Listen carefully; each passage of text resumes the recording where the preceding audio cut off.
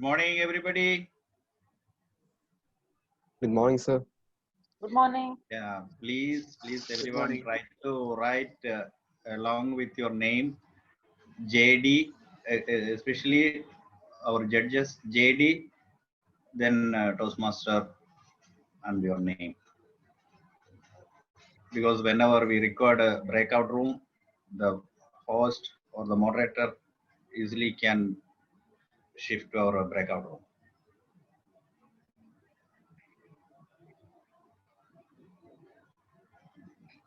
JD, at least JD.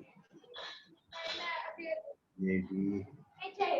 Aridra Ghosh, you are the contestant, right? Yes, sir. Yeah, please write as per the instruction. What should I write? Humorous speech contestant number 1. Okay, HUM CONT -1. Or see how the CC. Okay, let's see. Any changes are required, I will let you know. You write it first.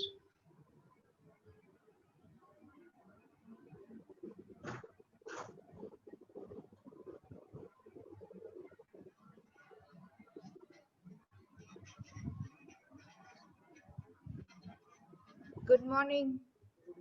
Good morning. How are you? Good, good.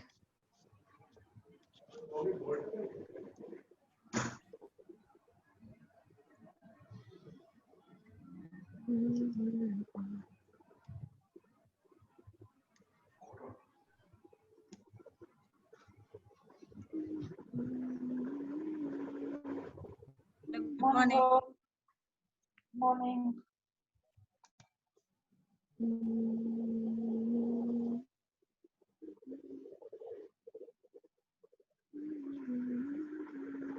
What's going on now? Now going to begin the briefing. Still waiting for the tally counters are here. Amal, okay, you are here. Okay, she will join shortly, right? Even though if she might not come, you can manage, right, Amal? Amal, you are muted. Hello. Yeah. Do one thing. Good morning, everyone. Good morning. Ajmal, Amal, you write your name and your contact number in the chat box and directly put tally counter. So judges can note the number and they will send you same last week. Okay, sure. All the judges are joined in this meeting now? Yeah, almost all are here. So we can start the briefing. Moderator, Toastmaster Alvin.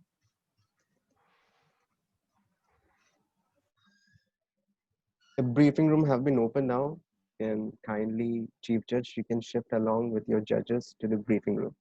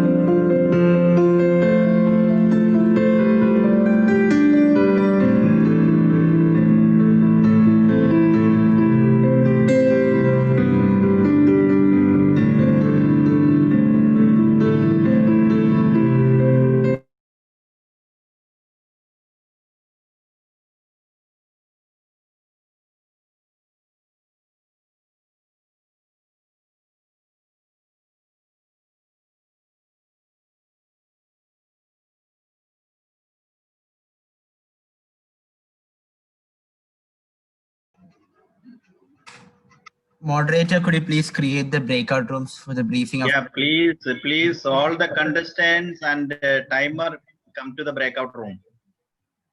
11:30 is our briefing time.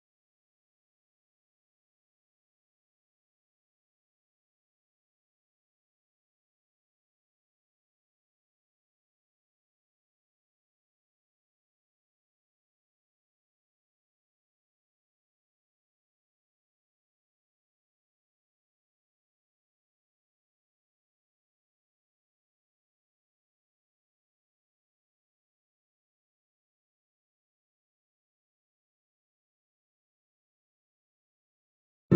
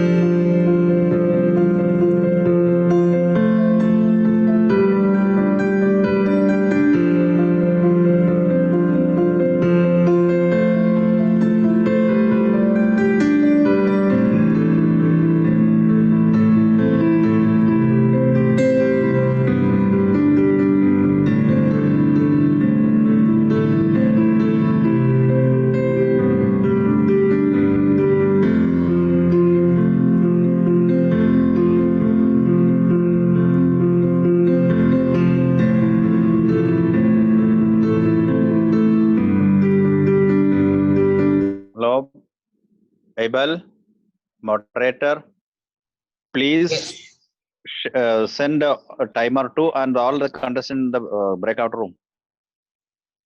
If they are not attending the briefing, will not allow to participate in the contest. All contestants, please enter the breakout room. Moderator, have you assigned all the contestants to the breakout room? All the contestants who are present, I have sent them the request to join the International breakout room. speech, only one contestant in our breakout room for briefing. We need other 2 contestants also.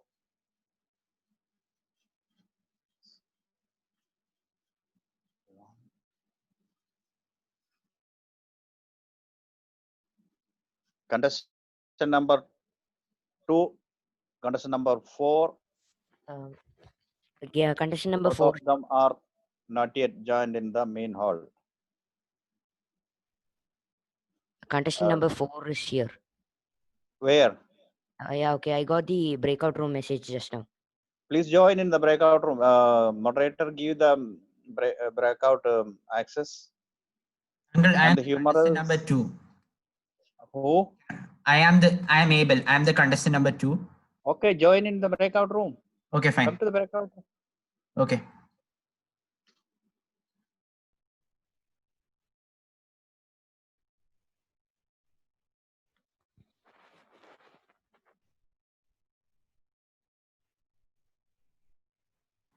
Abel, please write your position and category.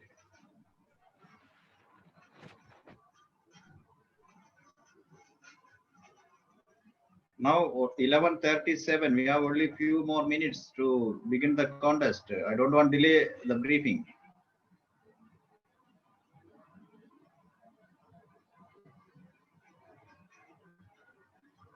Okay, international 2, international 1, 3, 4, 5, 6, 7. So international only 7 contestants, right? Yes, sir. Yes, sir. International 7. Then in between, who can support us to call the humorous contestant number? Humorous, who else? Only one here. No, uncle, I'm also there. Okay, where it is? Ah, okay, contestant number 2. Okay, where is the other one? Who else? All the 3 contestants are here. 3 is able.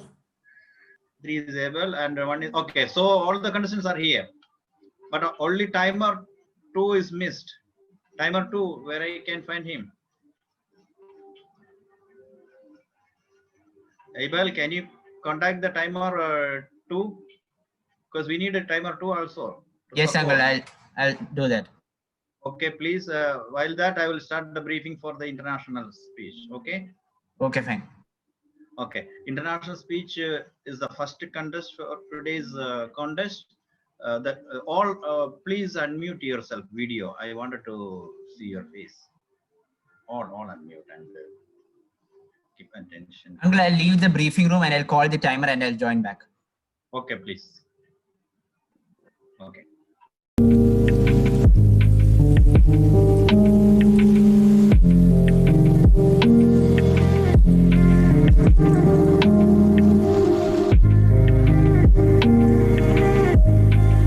timer to please join the breakout room.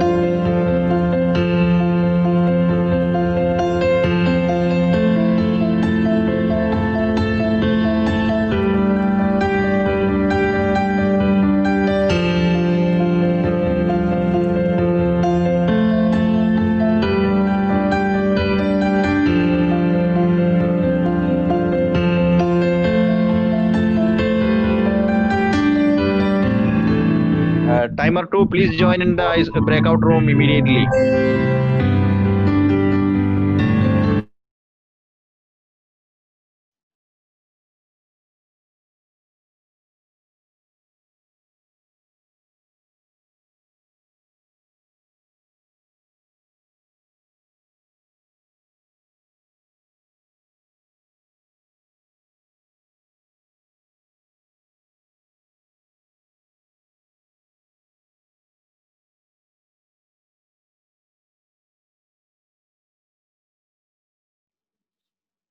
Hello? Timer 2, please join in the breakout room. Host, please try to arrange the breakout room for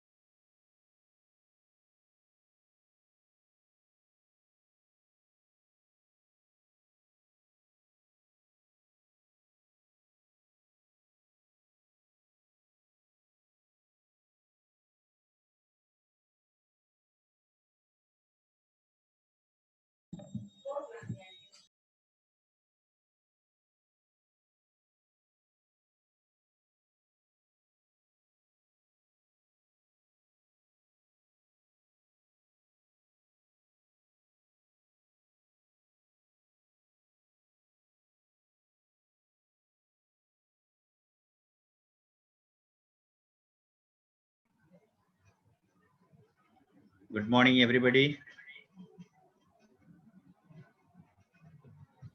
Good morning, sir. 11:59. 1 minute left.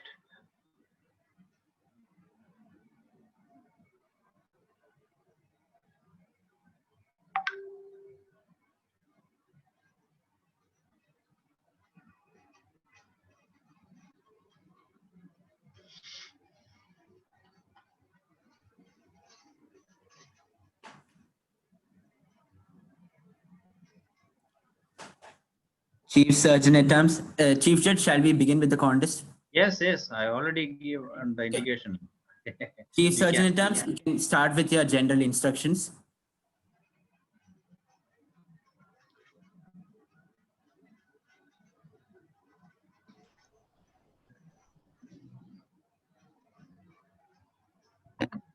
Am I audible? Yes.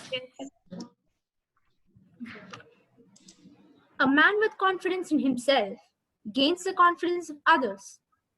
Good afternoon, respected judges, senior Toastmasters, fellow Gaveliers, and honored guests. Welcome to the International Speech Contest. I am Kirtana, Chief Surgeon at Arms for today's session. I would like to begin by stating the purpose of the Toastmasters Club. We provide a supportive and positive learning experience in which the members are empowered to develop leadership and communicative skills, resulting in greater self-confidence and personal development. Before we proceed, here are some rules to be followed during the contest. Rule number 1. Audience members are requested to turn off their microphones and webcams when not in use to avoid disturbances. Rule number 2. Audience members are requested to turn off other devices and pay full attention during the contest. Rule number 3. Audience members are not allowed to talk to the contestants in the isolation room. I wish everyone a fantastic contest and good luck to the contestants. Now, to do the welcome address, I request you all to give a thunderous round of applause to our president, an energetic Gavel Master, Gavel Master Abel. Thank you for the warm words of introduction, Chief Surgeon at Arms. Good afternoon. My name is Abel, and I am the president of KCA Gavels.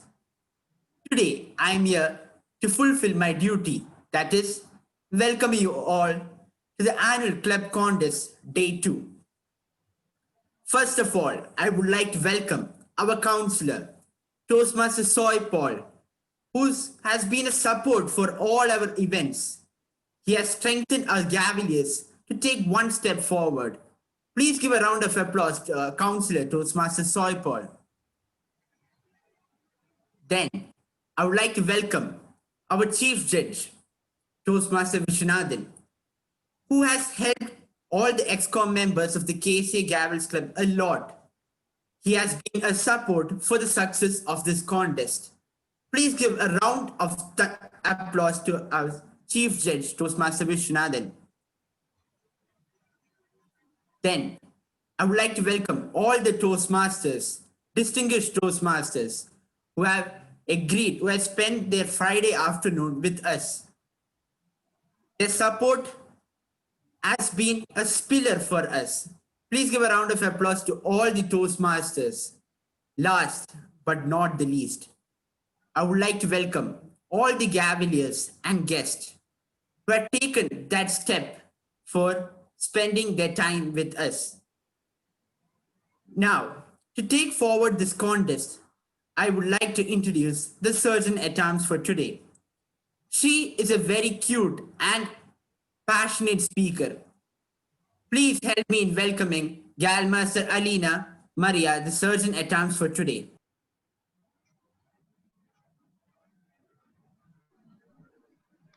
Thank you, Abel, for the warm introduction. Competitions offer chance for participants to gain experience, showcase skills, analyze and evaluate outcomes. Competitions also encourage students to adopt innovative techniques and to develop their ideas, and skills. Good afternoon to all. My name is Alina and I'll be the search at terms for this meeting. Without any further ado, I would like to call upon the MC of the day, Alan George. Thank you for the warm introduction, Sergeant at Arms. Good afternoon, respected Chief Judge, Judges, Toastmasters, Gavel Masters, and guests. I wholeheartedly welcome you all to the KCA Gavels Club Contest 2020. My name is Gavel Master Alan George, and I will be the MC for today. Club contests are essential to Gavels Club training. Helps us Gaveliers to improve our speaking skills, our confidence, and to witness how others perform. The most important thing is to learn and to have fun. To conduct our contest in a healthy way, we have Gavel Master Alaina, who is the contest chair for International Speech Contest. Gavels Alena is a very enthusiastic, energetic Gavalier who loves public speaking. Please give a round of applause to Galmaster Alena. Thank you for the warm introduction, Master of Ceremonies. Good afternoon, respected Chief Judge, judges, Toastmasters, Gavel Masters, and guests. I wholeheartedly welcome you all to the International Speech Contest. My name is Gavel Master Alaina Regin, and I will be the contest chair for today's International Speech Contest. The purpose of today's contest is to provide an opportunity for speakers to improve their speaking abilities and to recognize the best as an encouragement to all. To provide an opportunity to learn by observing the more proficient speakers who have benefited from their Gavel Club training. We have 7 contestants competing today. All the contestants have been briefed on the rules of the contest. The contestants have drawn the speaking order, and for your records, that order is as follows. Judges, tally counters, timers. Please note the names. Contestant number 1, Gayatri Vipin.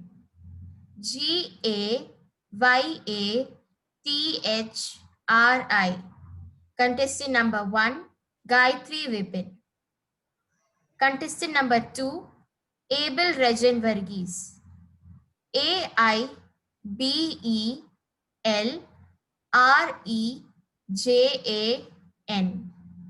Contestant number 2, Abel Rejan Varghese. Contestant number 3, Catherine Soy.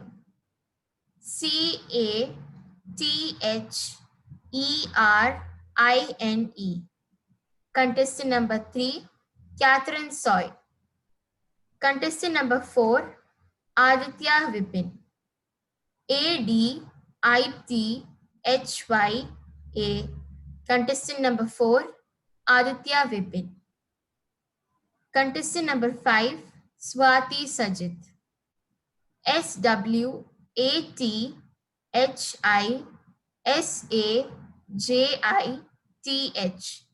Contestant number 5, Swati Sajit.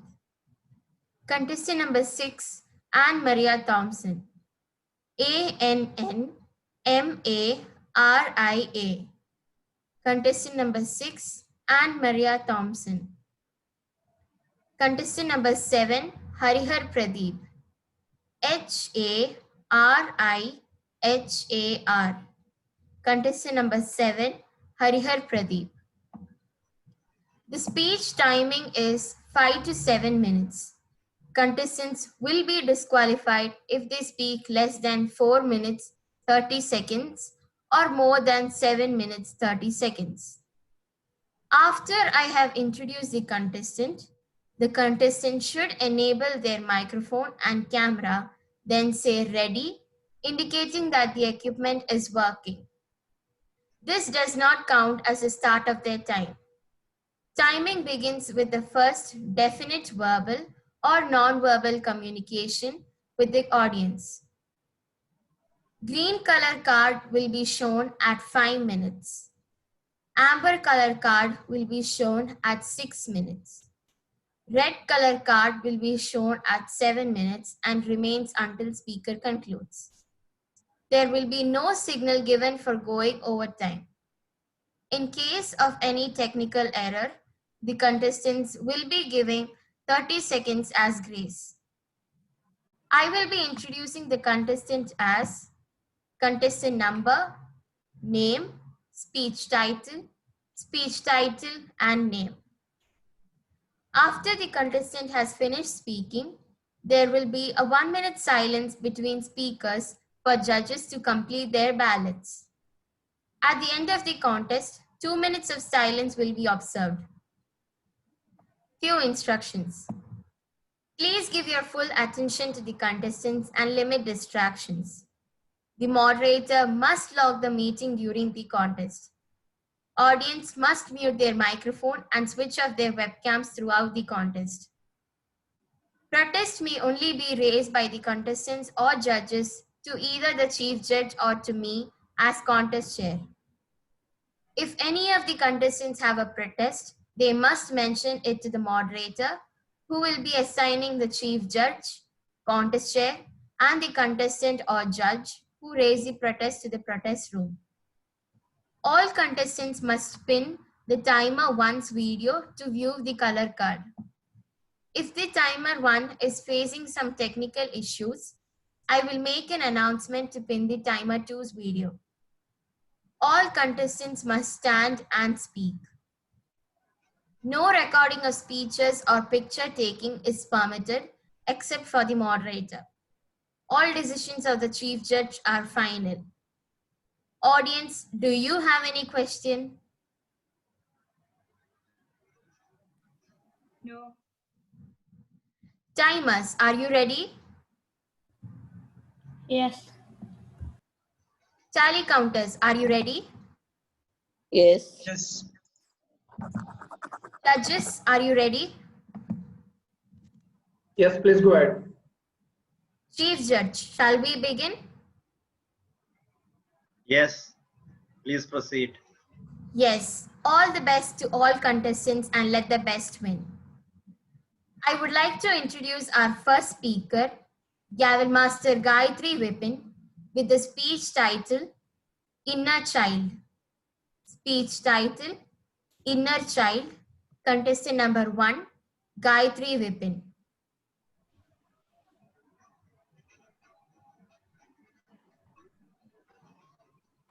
Just give me a second to pin the timer.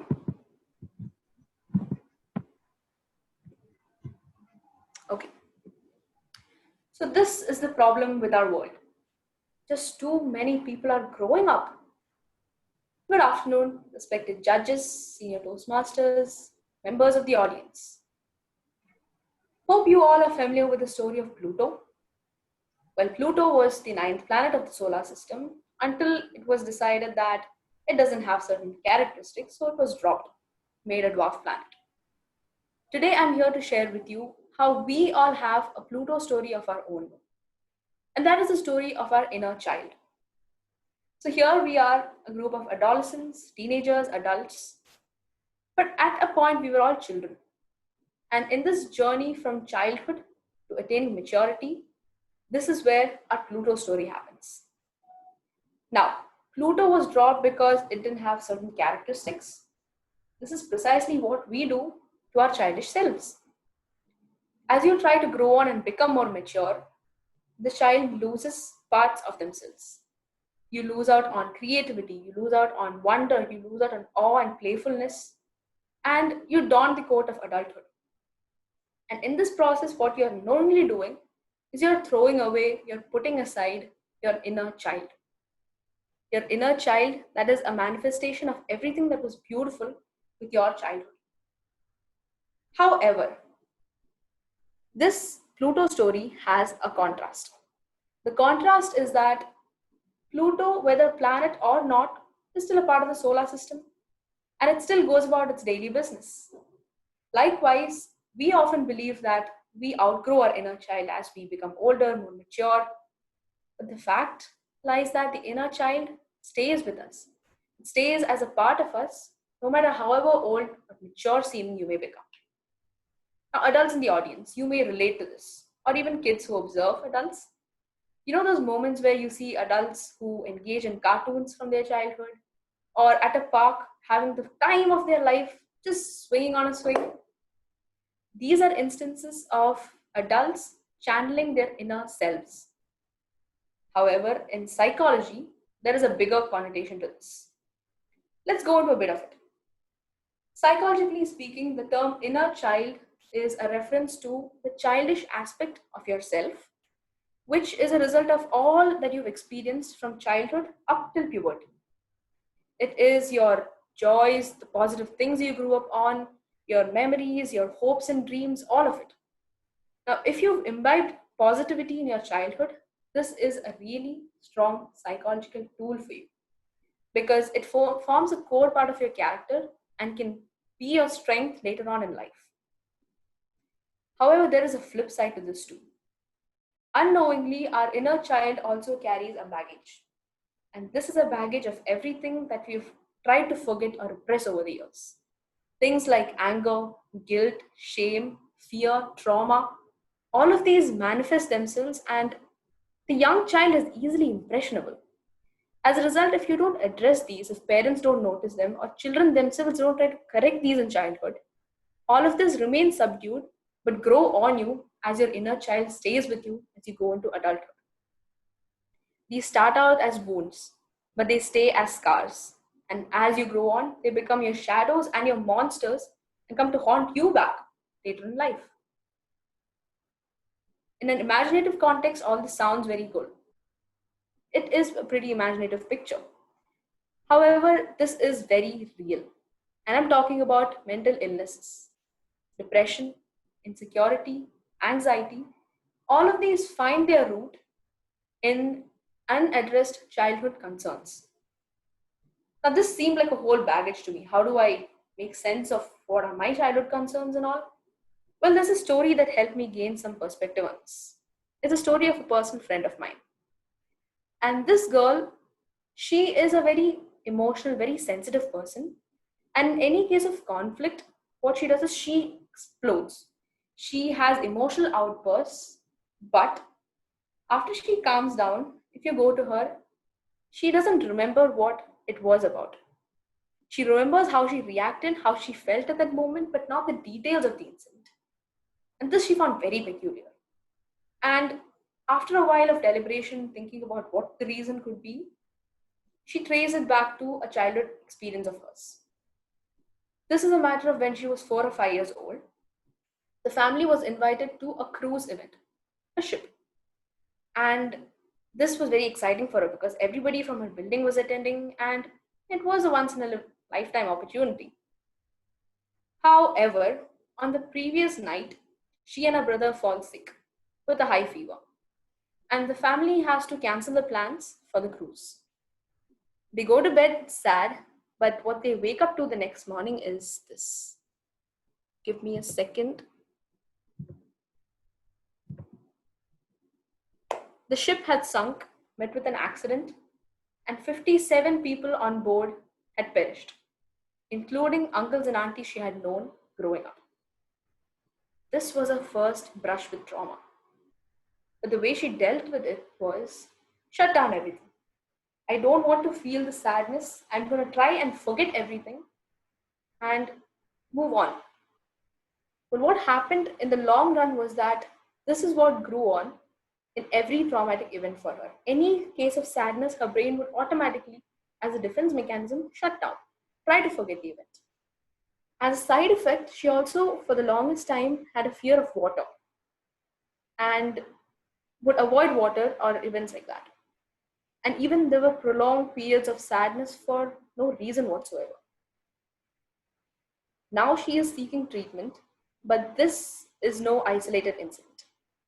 This is rather the common thread or root cause of most mental illnesses that you see in adults and teenagers today. Repressed things from childhood, unaddressed concerns. If you were criticized overly as a child, you end up either hating criticism or you become overly critical. So all of these aspects find their root in childhood, but They go unaddressed because you neglect your inner child. You decide, I am mature. I don't need to look after that person anymore. The solution to finding this is to readdress your inner child. Go back and form a connection with them. Tap into their sense of wonder. Finally, anybody can grow old with luck. But to become an adult, you must parent your inner child. Thank you and have a nice day.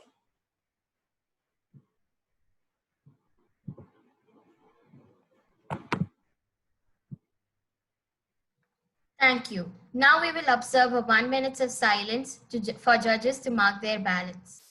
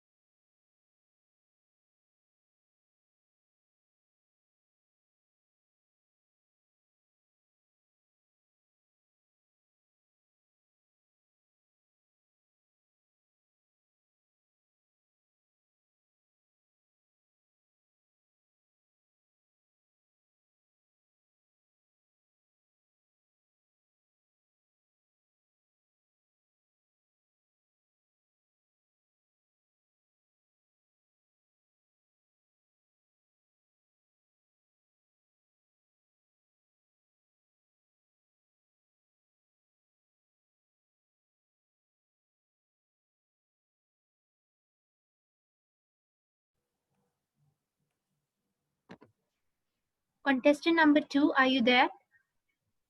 Yes, I'm there. Have you pinned on the timer? Just a second. Yeah, fine. Have you assumed your speaking position? Yeah, just a second. Okay, fine. Yeah.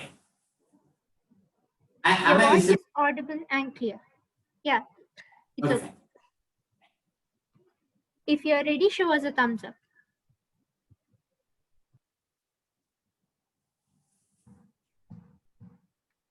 I would like to introduce our second speaker, Gavel Master Abel Regent Varghese, with the speech title, Healing the Wounds. Speech title, Healing the Wounds. Contestant number 2, Abel Regent Varghese. Over to you. Today, I'm going to share with you a lesson which my parents taught me when I was 10 years old. Good afternoon, respected contest chair, distinguished Toastmasters, Gaveliers, and guests. Is it good to lose temper? I always had the habit of losing temper. For the smallest of the smallest things, I used to get angry. I used to get angry with my friends, siblings, and so on. My parents, who knew very well that this habit would soon lead me to danger, so they decided to make me realize about it. After a few days, my father brought me a gift. It was a beautifully wrapped gift. As soon as I was going to open the gift, my father told, wait. Before you open the gift, you need to play a game. The game is, every time you get angry, you need to poke a pin into this gift. And you must do so for 1 week. Day 1, add pin, 5 pins. Day 2, 12 pins.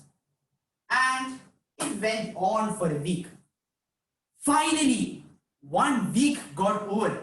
I was excited and thrilled because I'm finally getting to open this gift. So first, my father told to remove all these pins.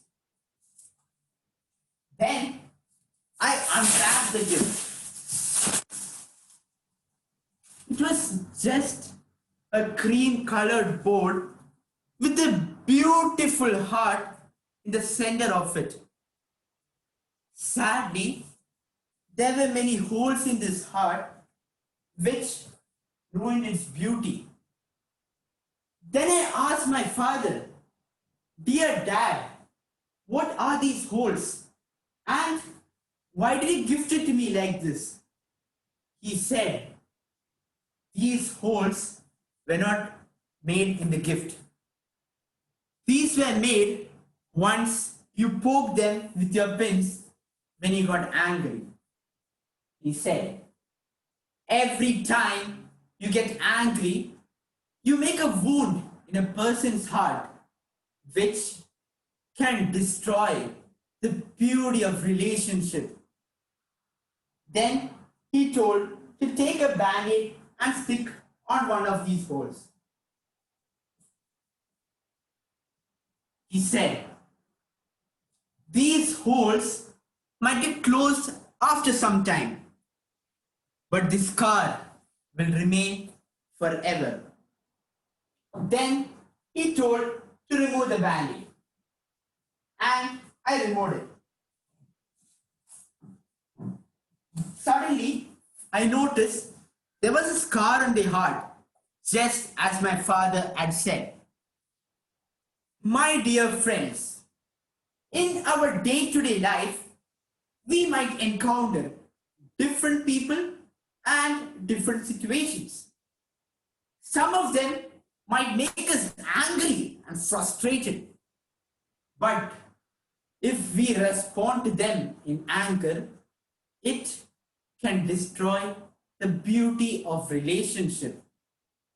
Does that mean anger is a bad emotion or we should not be angry? No. But remember, don't let it control you. So, what to do if you are in anger? Step 1. Try to control your anger. You can control your anger either by practicing meditation or by a method called emotional distraction. For example, you're angry with your friend because he finished your lunch tiffin. But after some time, you realize that your friend has forgotten his lunch tiffin. You may feel compassionate towards him and your anger will slowly decrease. Step 2. Try to analyze the situation from different angles. Step 3. Try not to respond spontaneously. And if you fail in any of these steps, go to step 4, which is ask for forgiveness. If in anger you have made a wound in a person's heart, ask the person to forgive you and apply the band-aid of love. Many problems in this world are because there are many unhealed wounds in people's heart. To heal these wounds and to solve the problems, we must always carry with us the band-aid. Yes, the band-aid of love. To conclude, forgiveness is not the absence of anger. It is breaking the wound, breaking the bonds of grudge in midst of love. Thank you. Thank you. Now we will observe a 1 minute of silence for judges to mark their ballots.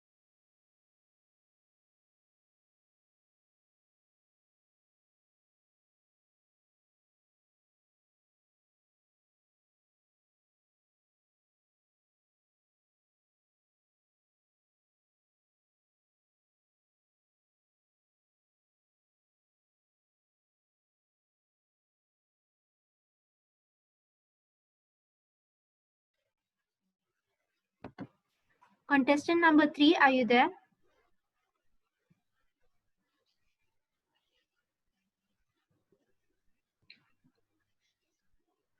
Have you pinned on the timer?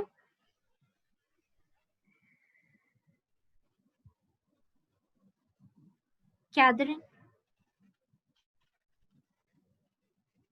please respond.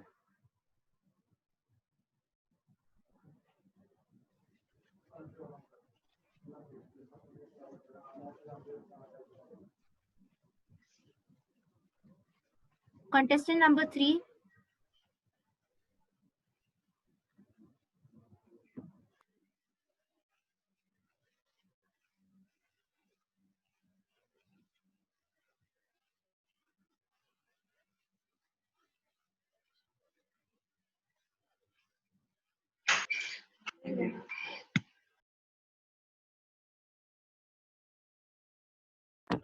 Contestant number 3, are you there? Yes. Have you pinned on the timer?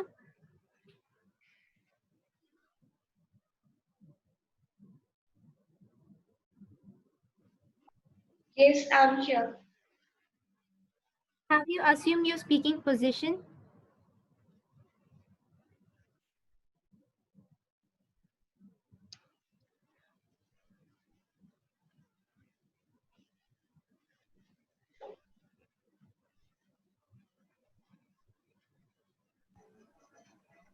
If you are ready, show us a thumbs up.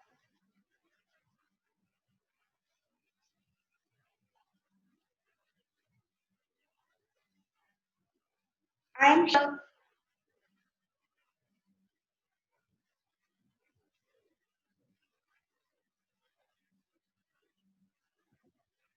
Catherine, do you have any connection issues? Can I start my speech?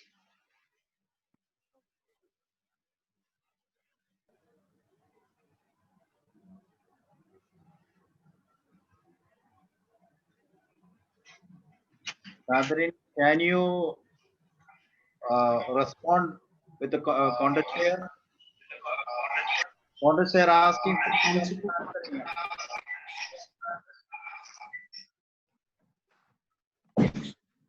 I would like to introduce our third speaker, Gavel Master Catherine Soy, with her speech title, King of Investments. Speech title, King of Investments. Contestant number 3, Catherine Soy. Over to you.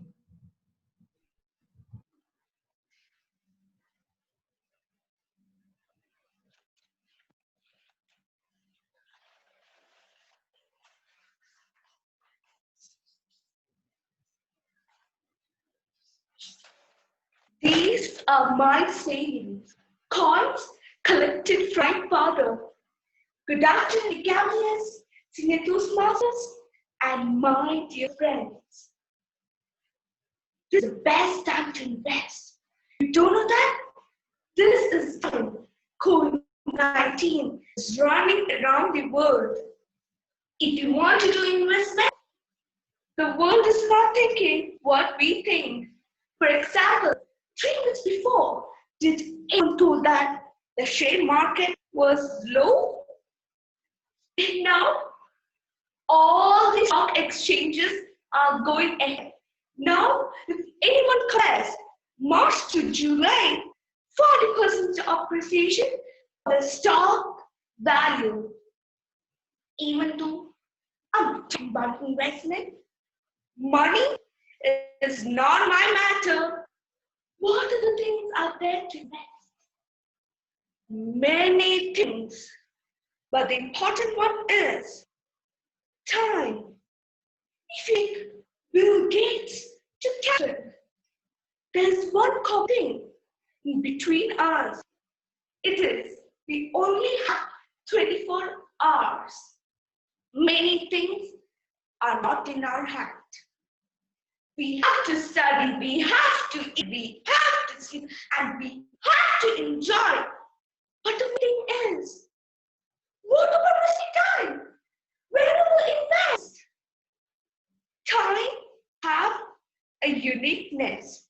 This is all related time. You can't research. You have to use the time that is in the same day. The second thing is, at the time, you can utilize one thing. It says opportunity cost. Once you have that, a future decides on one thing. How did you spend your time and for what purpose? Before, knowledge was expensive as well as money. But now, money is not that required for acquiring knowledge.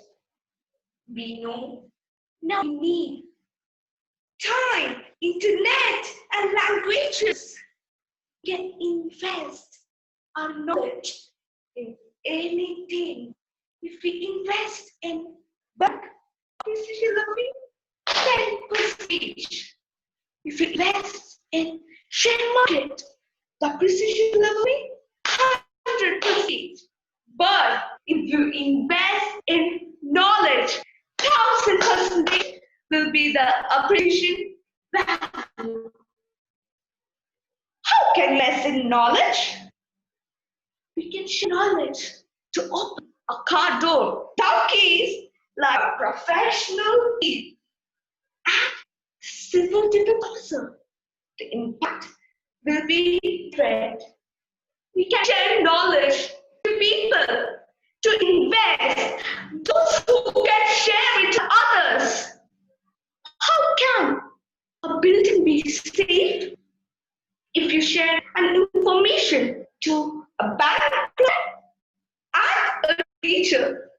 Definitely, the bank employee will share to the other employees, but the teacher will share the information to hundreds of students. One of the advantages of knowledge is that it does not have opportunity cost. You can share knowledge to anyone at any time. But today, I like to emphasize one thing. The king of investment is not knowledge, but network. One person, knowingly or unknowingly, might have created our existing relations. We have this community network by birth, parents, siblings, relatives, friends, and so on. We got this network from a lottery, and where we have reached is only because of this lottery. When we grow up, we create our own networks in school clubs or playground. Remember, these are the networks which design our future. We may see someone doing MBA or Stanford or IIM, not because they have more opportunity or they speak different. It's because they have a better network. So, from next generation onwards, I think you should concentrate on creating network. So, the king of investment is not money, but network. Thank you. Thank you. Now we will observe a 1 minute of silence for judges to mark their ballots.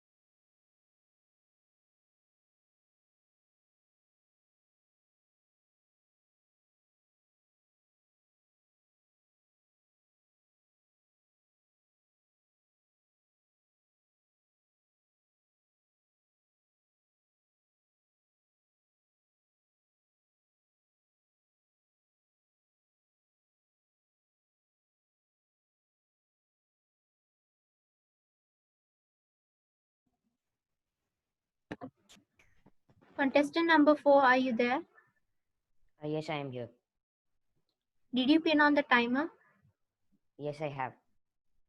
Have you assumed your speaking position? Yes. Could you speak a little louder? Yes, I have assumed the speaking position. Okay, your voice is audible and clear. If you are ready, show us a thumbs up.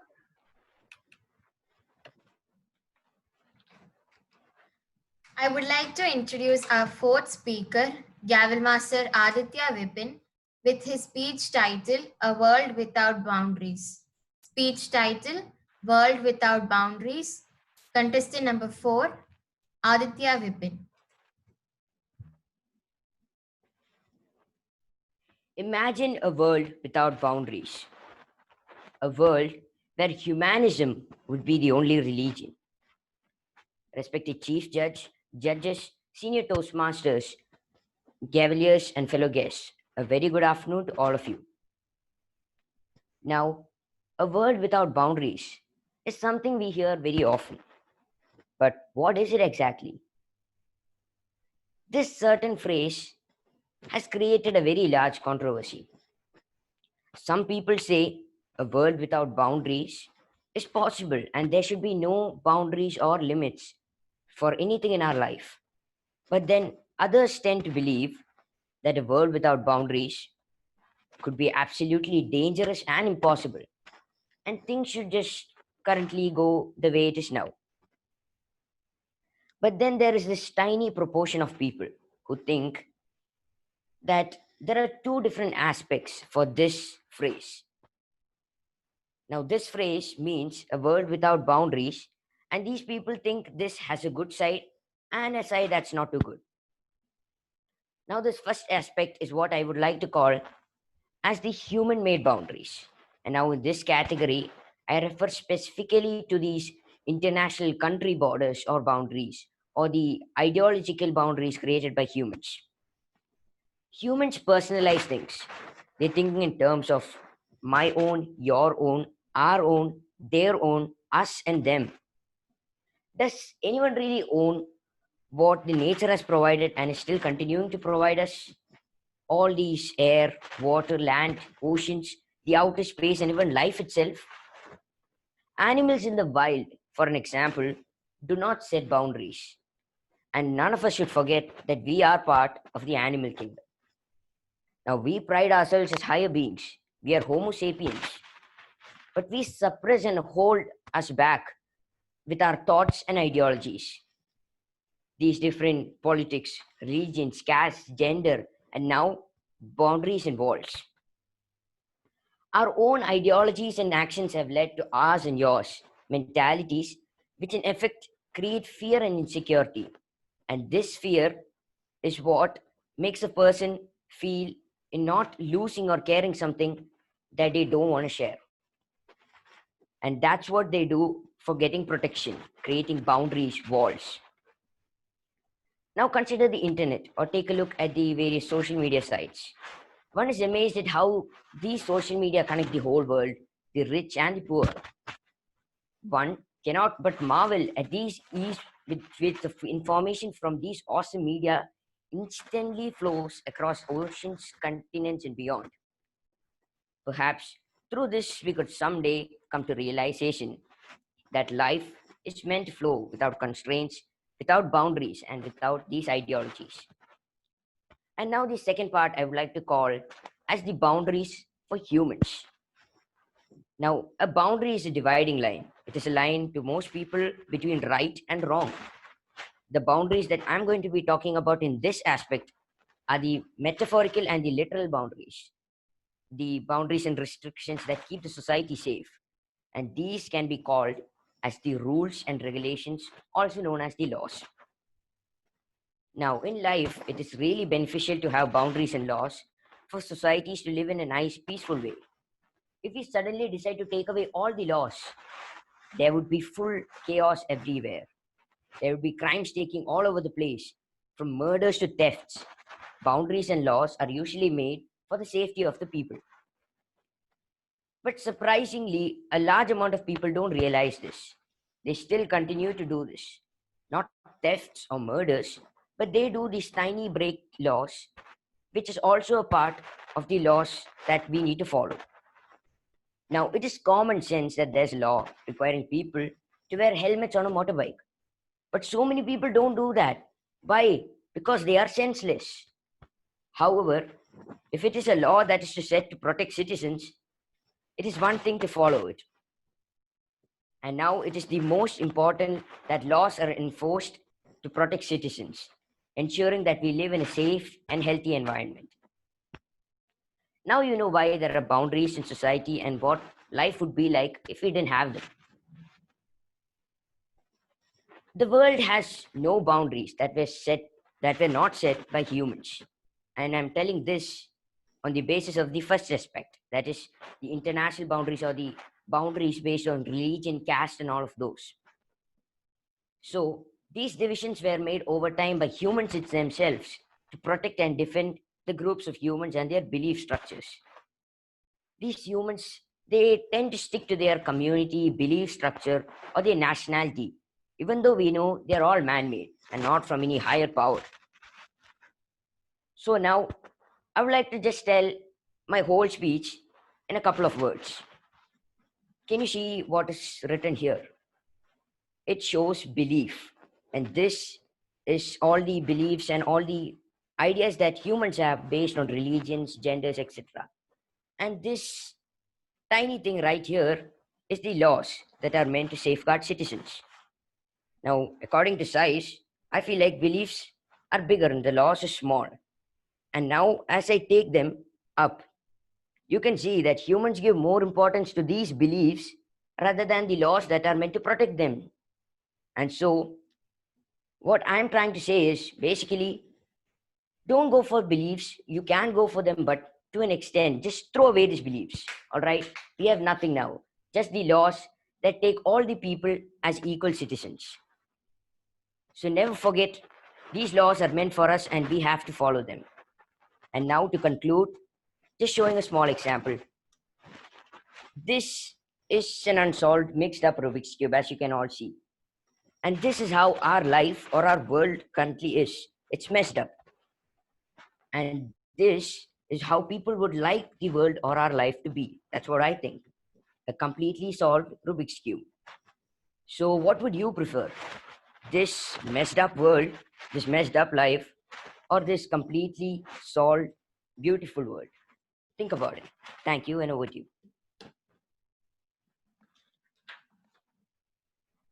Thank you. Now we will observe a 1-minute silence for judges to mark their ballots.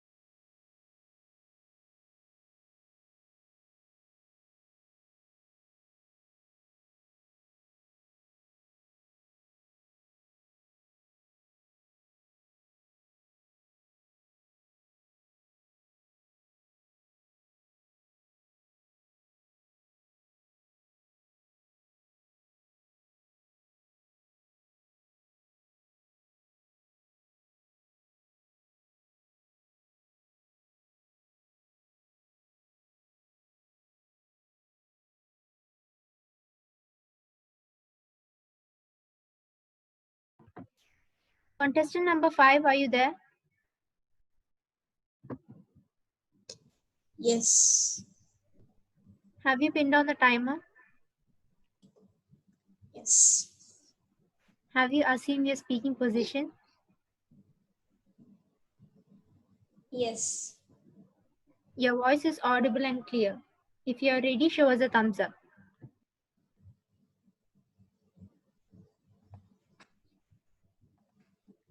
I would like to introduce our 5th speaker, Gavel Master Swati Sajit, with her speech title, Importance and Relevance of Sanskrit in Modern World. Speech title, Importance and relevance of Sanskrit in modern world. Contestant number 5, Swati Sajid. Over to you. Loka samasta sugina bhavantu. Let's begin by asking you all a question. How many of you heard of this shloka? Well, this is a famous Sanskrit shloka, which means, let the entire world be happy. During my summer vacation, my grandparents used to tell me a lot of stories from the Ramayana, Mahabharatam, and from the Bhagavatam, from various other sources, but in Sanskrit in the form of poetry. My grandma told me that I should learn Sanskrit instead of French, which was my personal choice. I ignored it right away because for me, languages are basically the means of communication, and Sanskrit doesn't fit in the role at all in today's day-to-day life. So I asked myself, why Sanskrit? What relevance does it have today in this age of science and technology? Is it not a language of ritual, religion, prayers? Is it not a difficult language? I did not get a convincing answer from my grandparents. So I decided to search for those materials which can answer my questions. Good afternoon, respected judges, senior Toastmasters, fellow Gaveliers, and honored guests. Today, I stand here to share some of the few inspiring stories on the relevance of Sanskrit in the modern world. While the world looks to India and ancient Indian texts for the advancement of existing scientific knowledge, we are busy aping the best, only to find out that their scientific investigations lead back to our own ancient storehouse of knowledge. Sanskrit studies are becoming more popular in the West, while India is lagging far behind the race and losing out on its wealth. I was very surprised when I saw a video in which children in London were seen practicing Sanskrit. Isn't that really interesting? Sanskrit is the most ancient and perfect among the great languages in the world. It is the greatest treasure given to the world by ancient India. It is recognized as the language containing the earliest literature in the world. It has been vastly and beautifully used in countless poems, literary works, and numerous written mediums all throughout the world. Sanskrit remains relevant not only for today, but for the progressive evolution of humanity. Here are a few reasons for such an assertion. It is a language of clarity. It is a living, breathing language. It is extraordinarily flexible, and it can create an endless number of words. Sanskrit shows that this language is based on the clear understanding of science of sound. Just as for the arrangement of consonants in the Sanskrit alphabet, the arrangement of sounds too are methodical and comprehensive. The stop consonants in Sanskrit are arranged in an alternating fashion. Each group ends with the oronasal sound, which requires the breath to be released from both the nose and the mouth. But here's the amazing thing. When we consciously articulate a sound with minimal breath, we can actually experience the intensity of focused one-point concentration. Similarly, if we articulate a sound with maximal breath, we can actually experience a sense of relaxation and expansiveness. So, by reciting the Sanskrit alphabet, we can actually experience the play of minimal and maximal breath, contraction and expansion, concentration and meditation, and feel that the alphabet is breathing. Each sound strikes a different chord within us. Reciting Sanskrit is not only an exercise in phonetics, but it's an important method of balancing and calming the mind. Yet, another interesting fact claimed by NASA. According to research, NASA claims that Sanskrit is the most suitable language to computer-developed program because of its extremely logical structure. In near future, NASA is going to use Sanskrit as a computer language. According to NASA scientist Rick Briggs, Sanskrit is a natural language through which a message can be sent by the computer in the least amount of words. Isn't that really amazing? So friends, we can conclude that Sanskrit is the greatest property given to us by our ancestors. But even today, its beauty, logic, and almost flawless structure gives it a universal appeal. The proper use of Sanskrit in everyday life can endow its user with enhanced creativity, imagination, deeper concentration, and better memory. Nowadays, the people who speak Sanskrit are declining. It's a challenge for us whether we can revive this language and make it a spoken language once again. Israel is a great example, as they led to a moment to revive their cultural Hebrew language. Those who still doubt the relevance of Sanskrit in the modern world, my answer is Sanskrit's amazing power to create new words, its ability to meet the challenges and needs for the future, its incredible flexibility and utility in this age of science and technology. Therein lies the relevance of Sanskrit. Dhanyawadaha, Sudhi Namaste.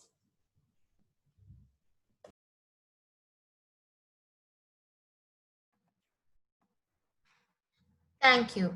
Now we will observe a 1 minute of silence for judges to mark their ballots.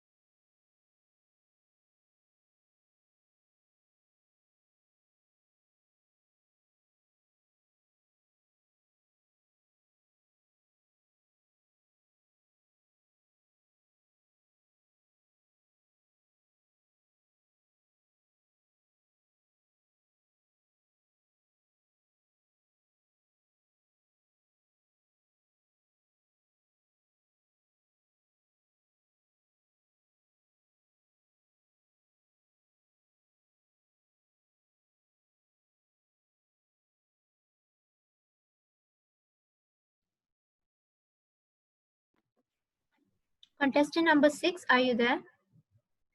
Yes, I'm there. Have you pinned on the timer? Yes, I did. Have you assumed your speaking position? Yes. Your voice is audible and clear. If you're ready, show us a thumbs up.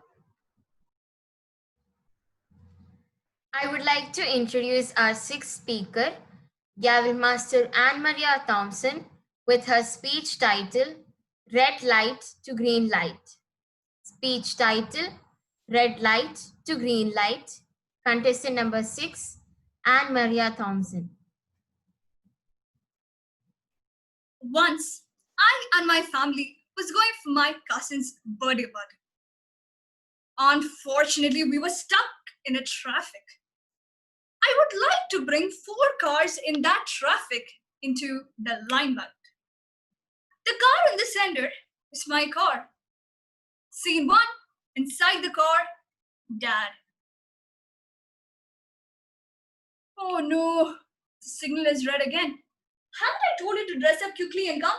See, now we'll be late for the party. How many times have I told you to dress up quickly and come? Mom, haven't you heard that we must dress neatly and go for an event? I dressed up neatly and I didn't take much time. It's your fault. You could have driven at a high speed. Dad, haven't you heard that speed kills? Don't put the blame on me. It's your fault. And it goes on. Scene 2. Car on the left. A Jaguar with a man in a formal dress seated.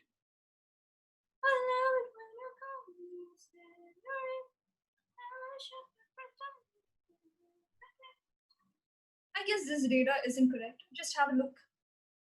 I guess some technical issue. Let's wait for some time. Scene 3. Car behind the Jaguar.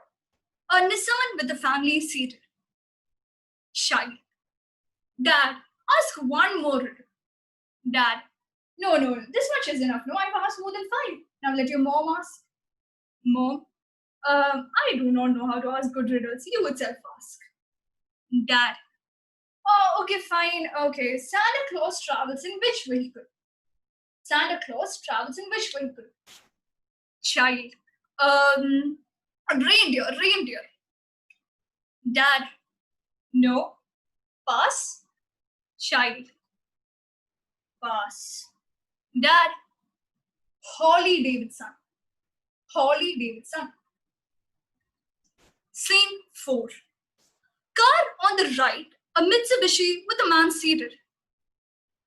I just can't go forward. It's not even moving. It's taking so much time. I just can't go forward. I'm going back. Just can't. Respected contest chair, senior Toastmasters, fellow judges, and audience, good afternoon. We all are the mix of those 4 to 5 people that I have mentioned. Consider the party as a goal. Now, you're rushing towards your goal when suddenly something stops you. This red light might be a failure, a challenge, an obstacle, or something else. Some of us might react to this red light like my dad. You blame others who are close to you. Some of us might react to this red light like my mom.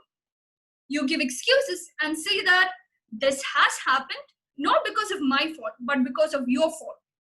You give excuses and you blame others. But there are also people who face the same red light with a positive attitude, like the Jaguar and Nissan people. The doctors and nurses who are wholeheartedly working even in this pandemic without even thinking that, oh, will I get the virus? The soldiers who are protecting us in our borders. The scientists who are trying day and night to find a cure for this virus are all examples of such people. Only those people display the qualities of a real man because a real man smiles in troubles, gathers strength from distress, and grows brave by reflection. Strength doesn't come from what you can do. It comes from overcoming the things that you once thought you can't. Some of us might react to the red light like the Mitsubishi guy. We become so depressed when faced with a setback that we decide not to go forward. We give up. But remember, the best view in life comes after the hardest climb. David Brown was 15 months old when he was diagnosed with Kawasaki disease, a rare condition of unknown causes which gradually took away his vision. In 2008, Brown was selected as a spectator for the Beijing Paralympic Games. His vision grew worse, and at that time, he could just make out the dots on the track. With the help of a special kind of spectacles. Yet he felt an urge to be a Paralympic athlete. His vision grew even worse, and there came a point where he became completely blind. Yet in 2016, Brown won the gold medal in Paralympic Games held in Rio de Janeiro for 100 meters race with a time of 10.99. How did this happen? He was blind, he couldn't see, then how? Dear friends, Brown is different from all of us. Unlike us, Brown did not bury his goals, dreams, aspirations in the ground just because he saw the red light. Instead, he found out a way to win his dream. He and his coach connecting them. And this is how he used to know which his path was. Are we like David Brown? Do we find out a way to win our dreams when the red light is on? Think about it. Obstacles are not insurmountable problems that prevent us from achieving our goals, but they are small and at times significant stepping stones that are the required modules that we need to achieve the PhD in goal achievement. Knowing how to get past obstacles and achieve your goals leads to a life where one feels purposeful, satisfied, and joyful. At last, when the signal goes green, It's you who should decide whether to drive fast and rest in peace, or drive with a medium speed and rest in war. Thank you. Thank you. Now we will observe 1 minute of silence for judges to mark their ballots.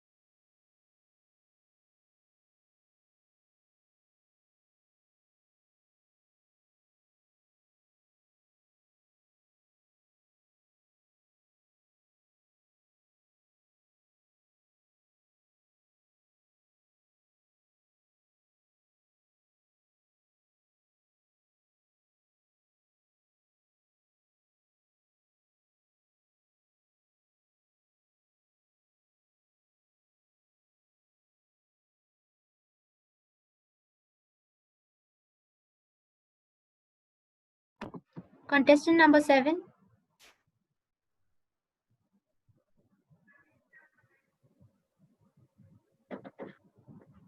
Have you pinned down the timer? Yes. Have you assumed your speaking position? Yes. Your voice is audible and clear. You may start. Scatter, as from an unextinguished hearth, ashes and sparks, my words amongst mankind. Beat through my lips to unawaken earth the prophecy, the trumpet of a prophecy. O wind, if winter comes, in spring be far behind. Contest chair, senior judges, senior Toastmasters, and fellow Gavel Masters, warm good afternoon. If winter comes, can spring be far behind? This was the last line of P.B. Shelley's poem, Ode to the West Wind, in which he assumed himself as a west wind, which to him is both the destroyer and the preserver. The line is an epitome of optimism. The poet has dead thoughts, which he would like to be scattered by the west wind like dead leaves.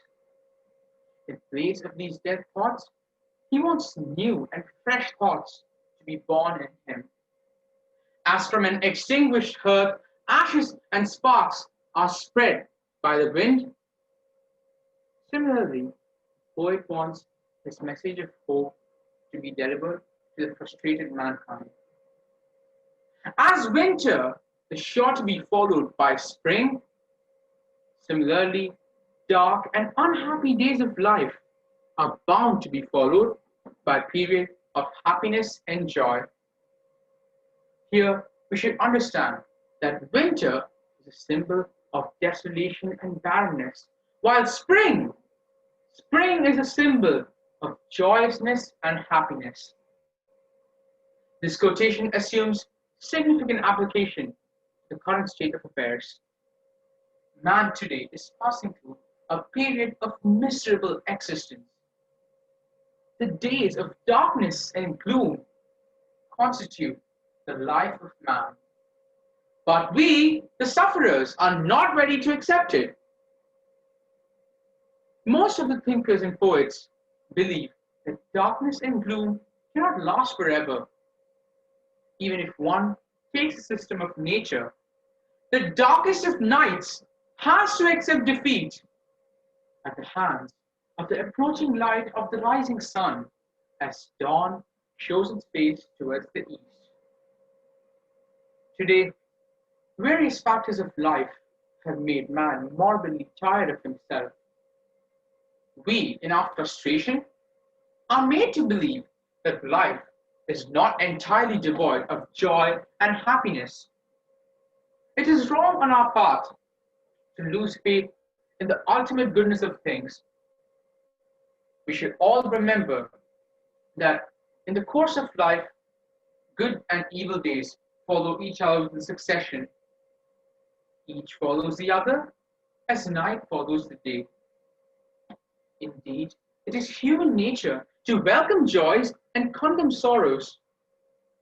But we must bear our sufferings with patience and fortitude in the hope that as spring follows winter, joy follows sorrow.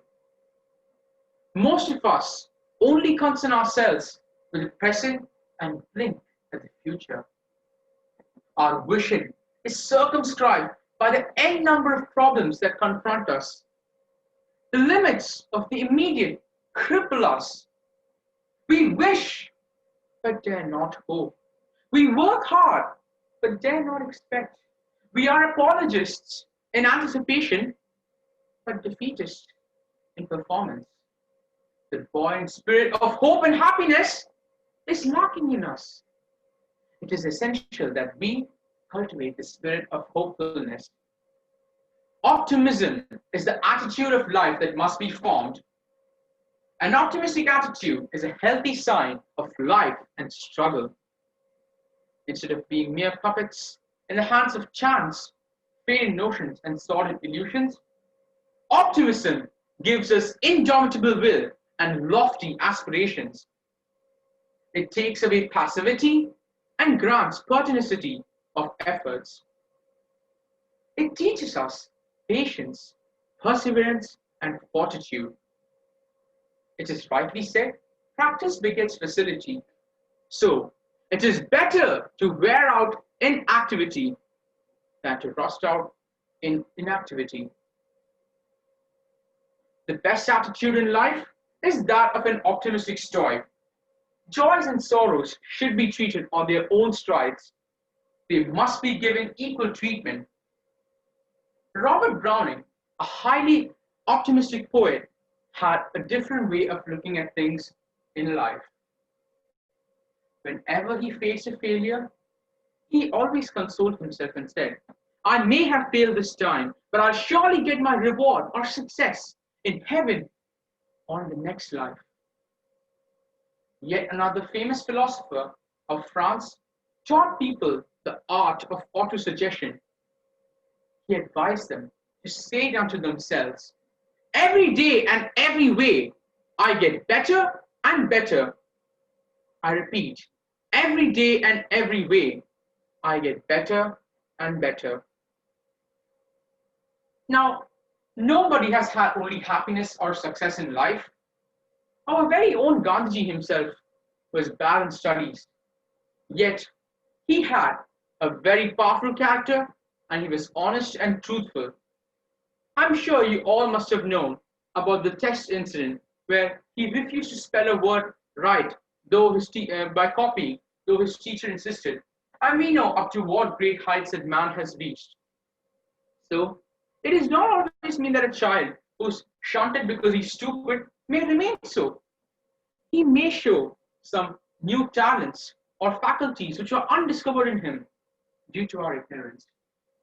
To conclude, we neither must give up hope nor entertain imaginary fears, but stick to optimism in all circumstances.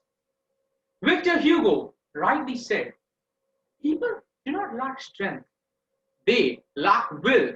This is a clear and loud message all of us must remember.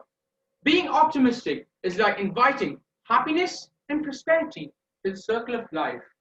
I repeat, being optimistic is like inviting happiness and prosperity to the circle of life. Thank you. Over to you. Thank you. Now we will observe 2 minutes of silence for judges to mark their ballots and tally the results.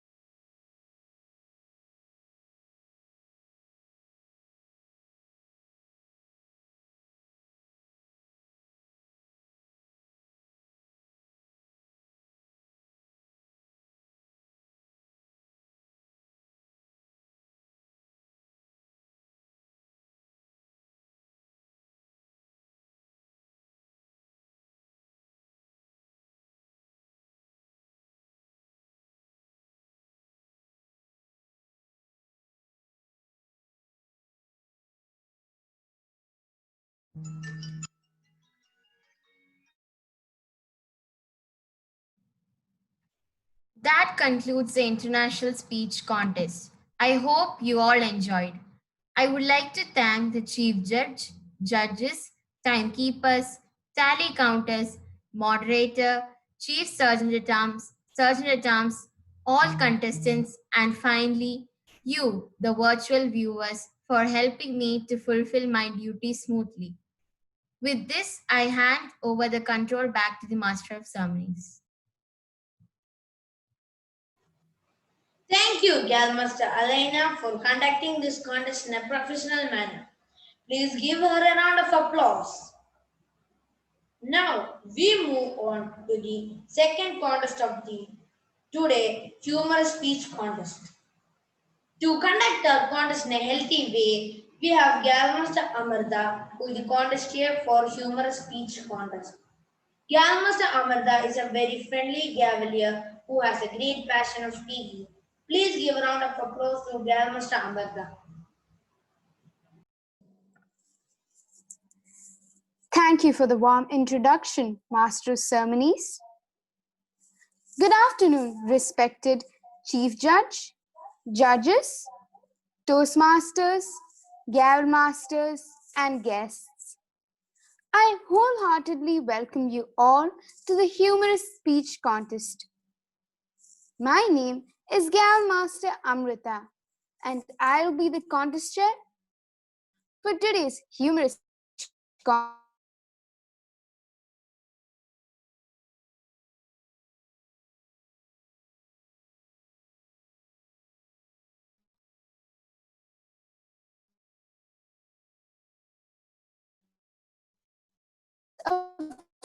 Today's contest is to provide an opportunity for speakers club training to recognize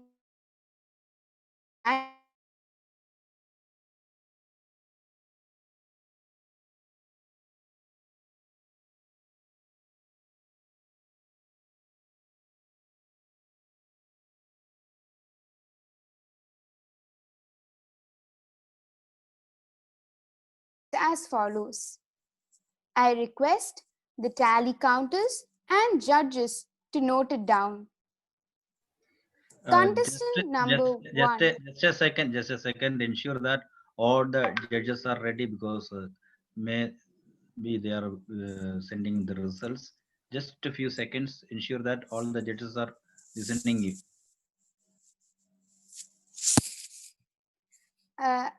Judges, are you listening?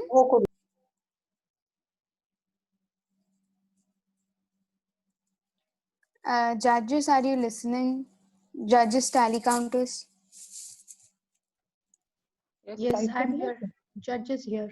Yes, I am. No, few of them are not yet ready. Tally counter also not yet. Just give few more. Because still I didn't get the results. You can continue the other roles except the sequence. So I continue right now.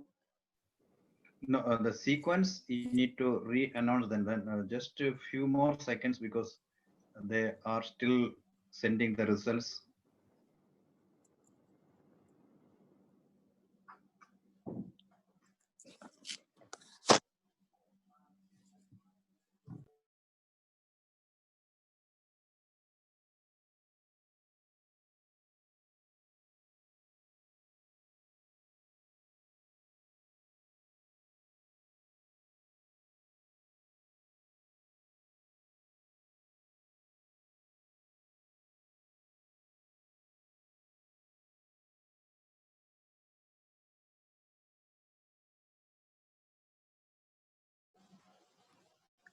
I hope all judges are ready.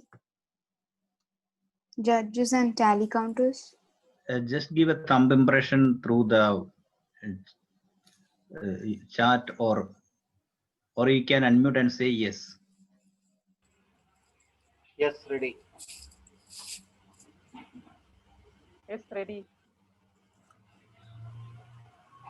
Ready? Yes, ready. Ready. Ready. Okay, so I'll continue. So the contestant number 1, Arithro Ghosh. Arithrogosh.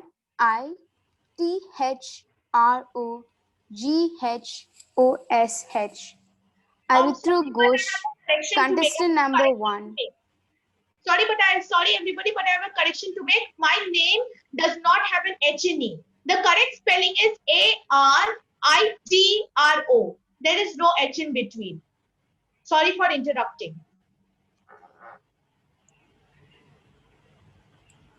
Contestant number 2, Anne Maria Thompson. ANNMARIATHOMSON.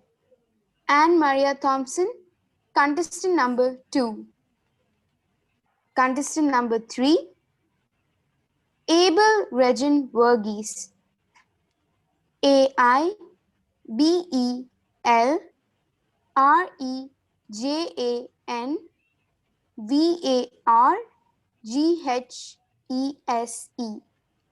Abel Regin Verghese, contestant number 3.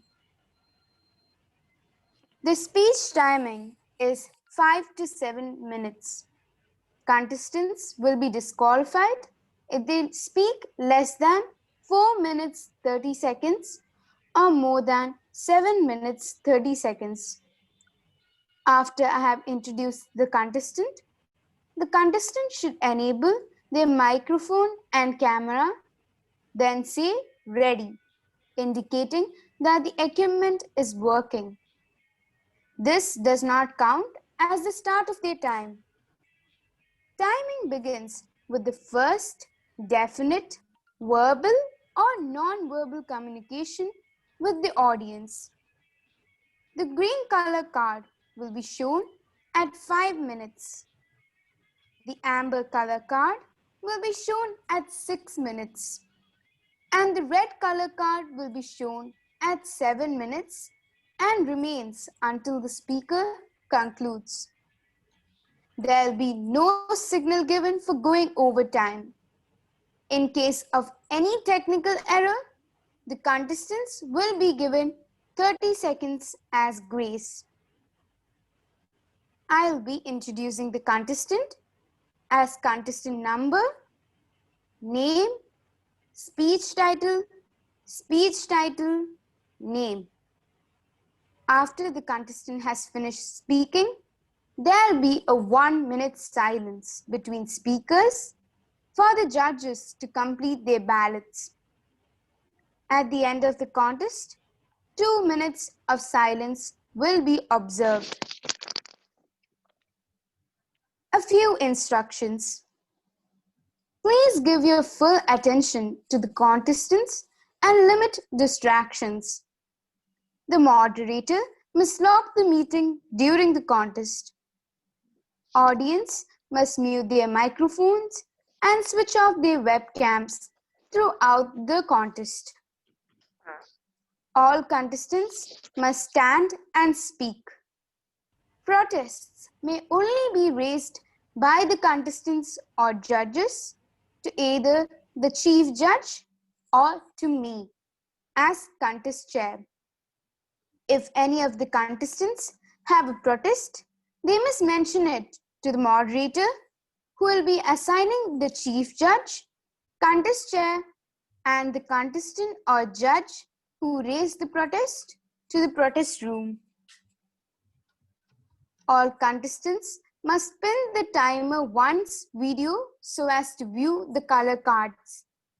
If timer 1 is facing some technical issues, I'll make an announcement to pin the second timer's video. No recording of speeches or picture taking is permitted except for the moderator. All decisions of the chief judge are final. Audience, do you have any questions? No. Timers, are you ready? Yes.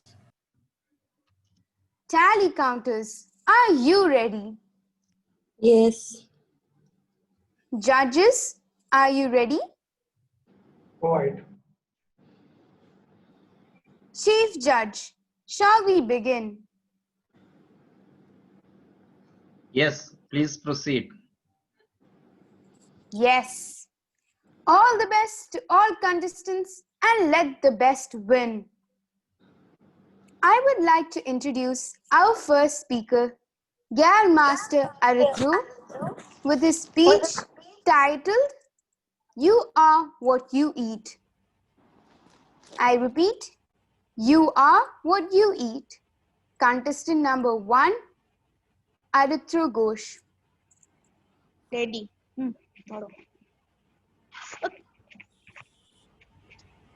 Should I pin the timer? Which timer? Please pin timer 1's video. Okay. So when should I start?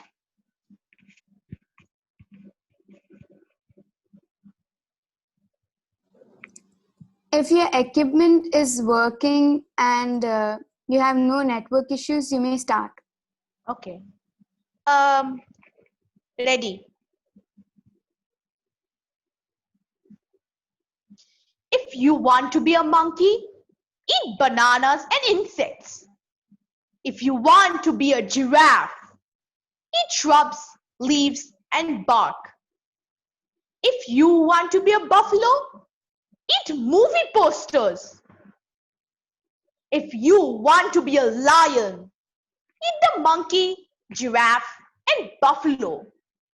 But if you want to be a human, what should you eat? Chicken, deep fried aloo tikka, and double cheeseburgers. Good afternoon, respected judges, toastmasters, and my dear audience. If you eat like a chicken, you'll be a chicken. If you eat an animal, you'll sleep like an animal. If you eat a fried potato, you are sure to put on more weight.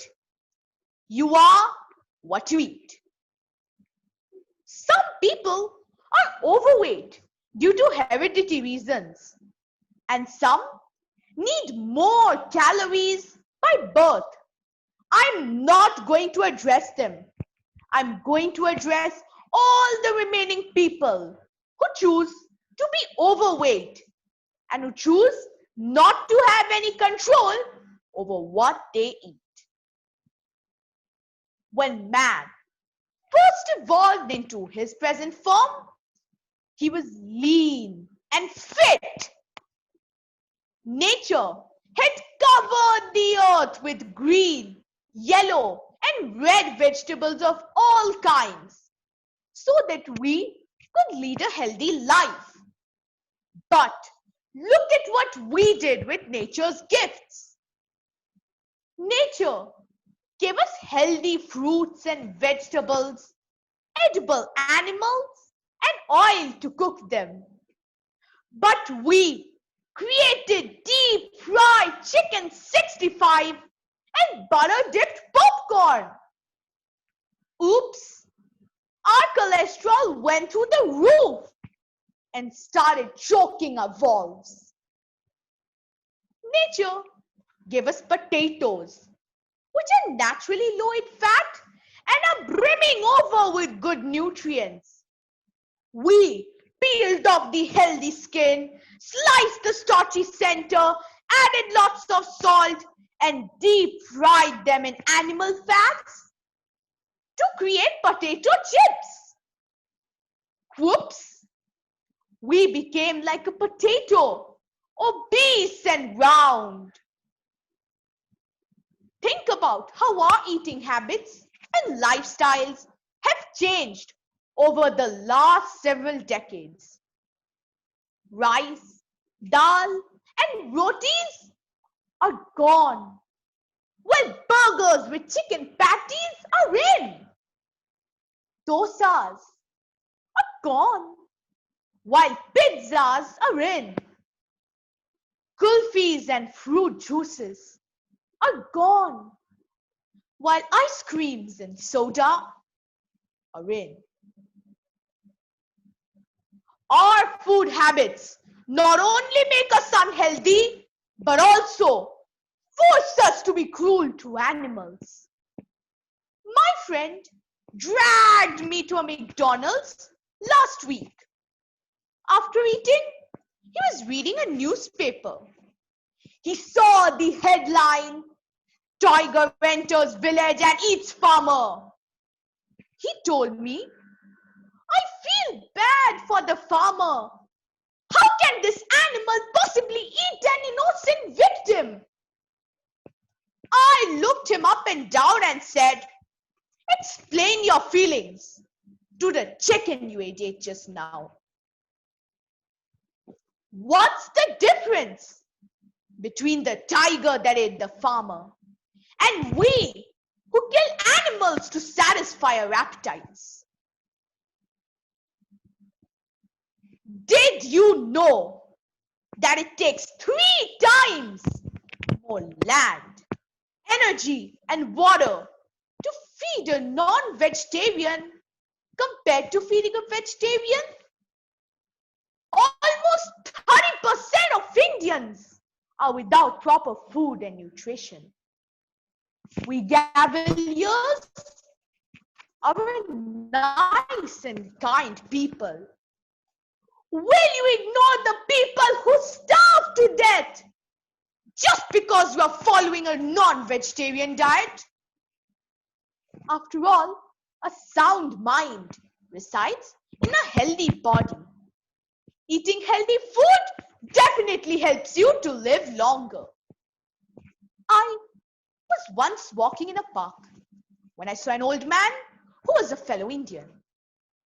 He was short but fat. His skin had wrinkles and his hair was grey. The old man was happily reading a newspaper with his thick glasses.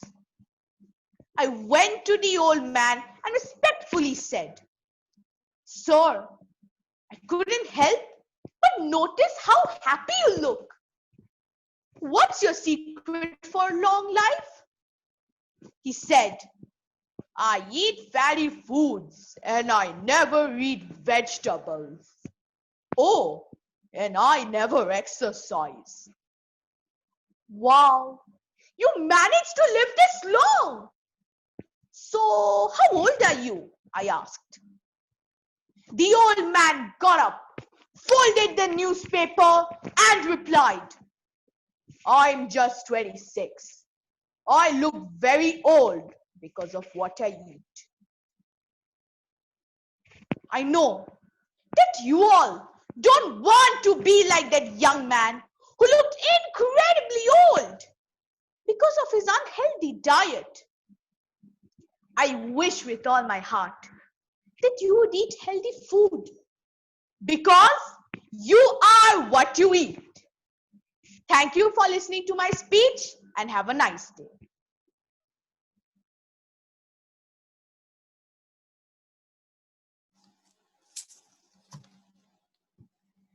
Thank you. Now we'll observe a 1-minute silence for judges to mark their ballots.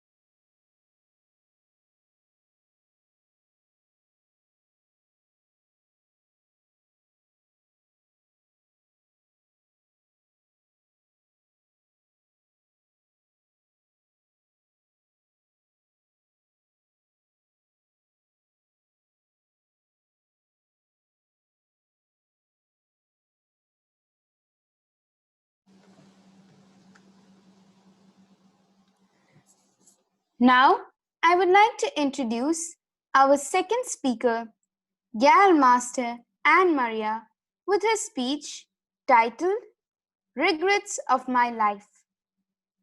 I repeat, Regrets of My Life. Contestant number 2, Anne Maria.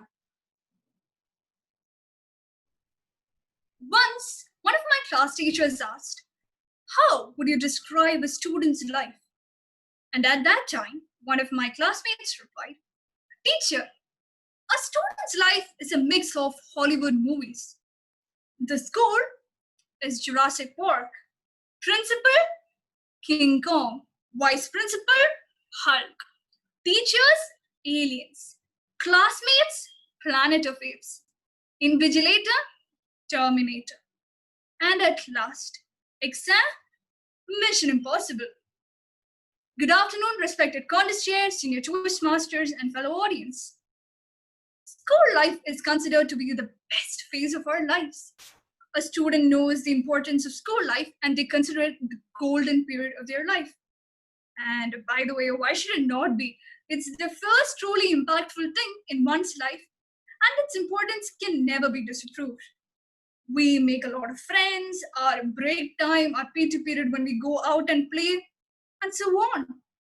School life is nothing less than a treasure. It gives us invaluable joys in life. But do you know what makes school life hard?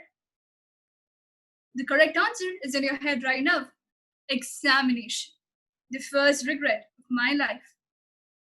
The human brain is awesome.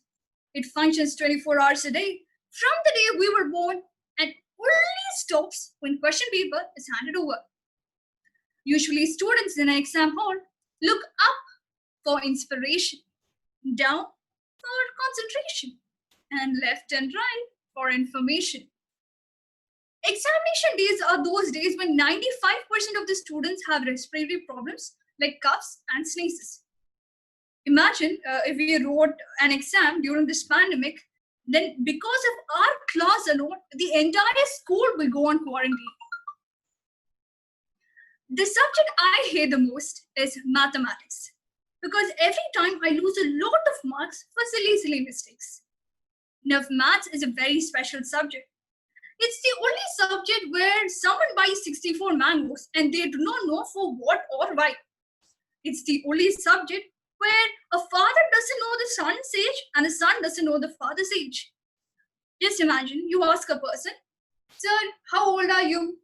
And the person replies, 7 years ago, I was 17 times as old as my son. 3 years from now, I'll be 3 times as old as my son. And the same man asks, "Sir, how old is your son?" "My son is X years old." What a weird concept, right? We had our pre-midterm examination, and for science paper, we do not have separate divisions like physics, chemistry, or biology. So one of my classmates asked, "Teacher, how do we identify that this is chemistry, biology, or physics?" The teacher replied, "If you have studied, you will understand." At that time, one of my classmates replied, "If it moves a bit, it's biology. Now, if it stings, it's chemistry. And if it doesn't work at all, then surely physics." The teacher grew furious with this answer. She was like, "Is this an examination hall? This is a jungle. You all are animals." At that time, the same boy replied in a soft voice, "Oh, yesterday we were fish market and fishes. Now today we are jungle and animals." What an amazing transition. Another biggest problem of being a student is homework. Now, if you don't do homework and go to school, teacher will be like, "Write a note in the diary and get a parent's signature." Now, the problem comes here. You take this note to one of your parent will be like, "So you didn't do the homework?" No, I was busy yesterday with tuition and everything. I forgot to do homework." Yesterday you wouldn't forget to eat, right? Did you forget to sleep? But you forgot to do homework. I am sure all the students have heard this big punchline from our parents at least once. The second regret of my life is I'm the eldest child of my family and I have 2 younger brothers. Now that is the regret. whatever mistakes they do, I have to take its responsibility. Once, one of my brothers didn't do his homework and he went to school. His teacher wrote a diary note. My mom saw this. She became angry. She was like, you didn't help him and that's why he didn't do his homework. By the way, I didn't do even my homework at that time. Then how am I going to help him? So she was like, as punishment, you're going to make chapati for dinner. I went, I made chapati. During dinner time, my dad was like, oh, my child is extraordinary. So why he said extraordinary is not because the chapati was great, but because wherever you go, you get chapatis which are round in shape. But my chapati was in the shape of an Indian map, which is extraordinary. Once, both of my brothers scribbled on my Hindi classwork. The teacher saw this, she got very angry with me. Now, why she became even more angry was that one of my brothers had written, teachers are devils with no horns on the back side of the book, on the last page. And I didn't notice this, but the teacher noticed. You can't imagine what the humiliation. Now, I came home, I said this to my parents. My parents was like, you must have kept it a place where they cannot reach. Now, where is that place? I don't know. Wherever I keep, they take. And there's one thing, if you're an elder child of a family or you have younger brothers or sisters, I'm sure you will learn a life lesson. And that is, you will believe in hell. At last. If you want to watch a movie where Tom Cruise, dinosaurs, apes, and everybody come together, please don't visit any movie theater. Please go to any school. Before the interval, surely you will leave the movie. Thank you.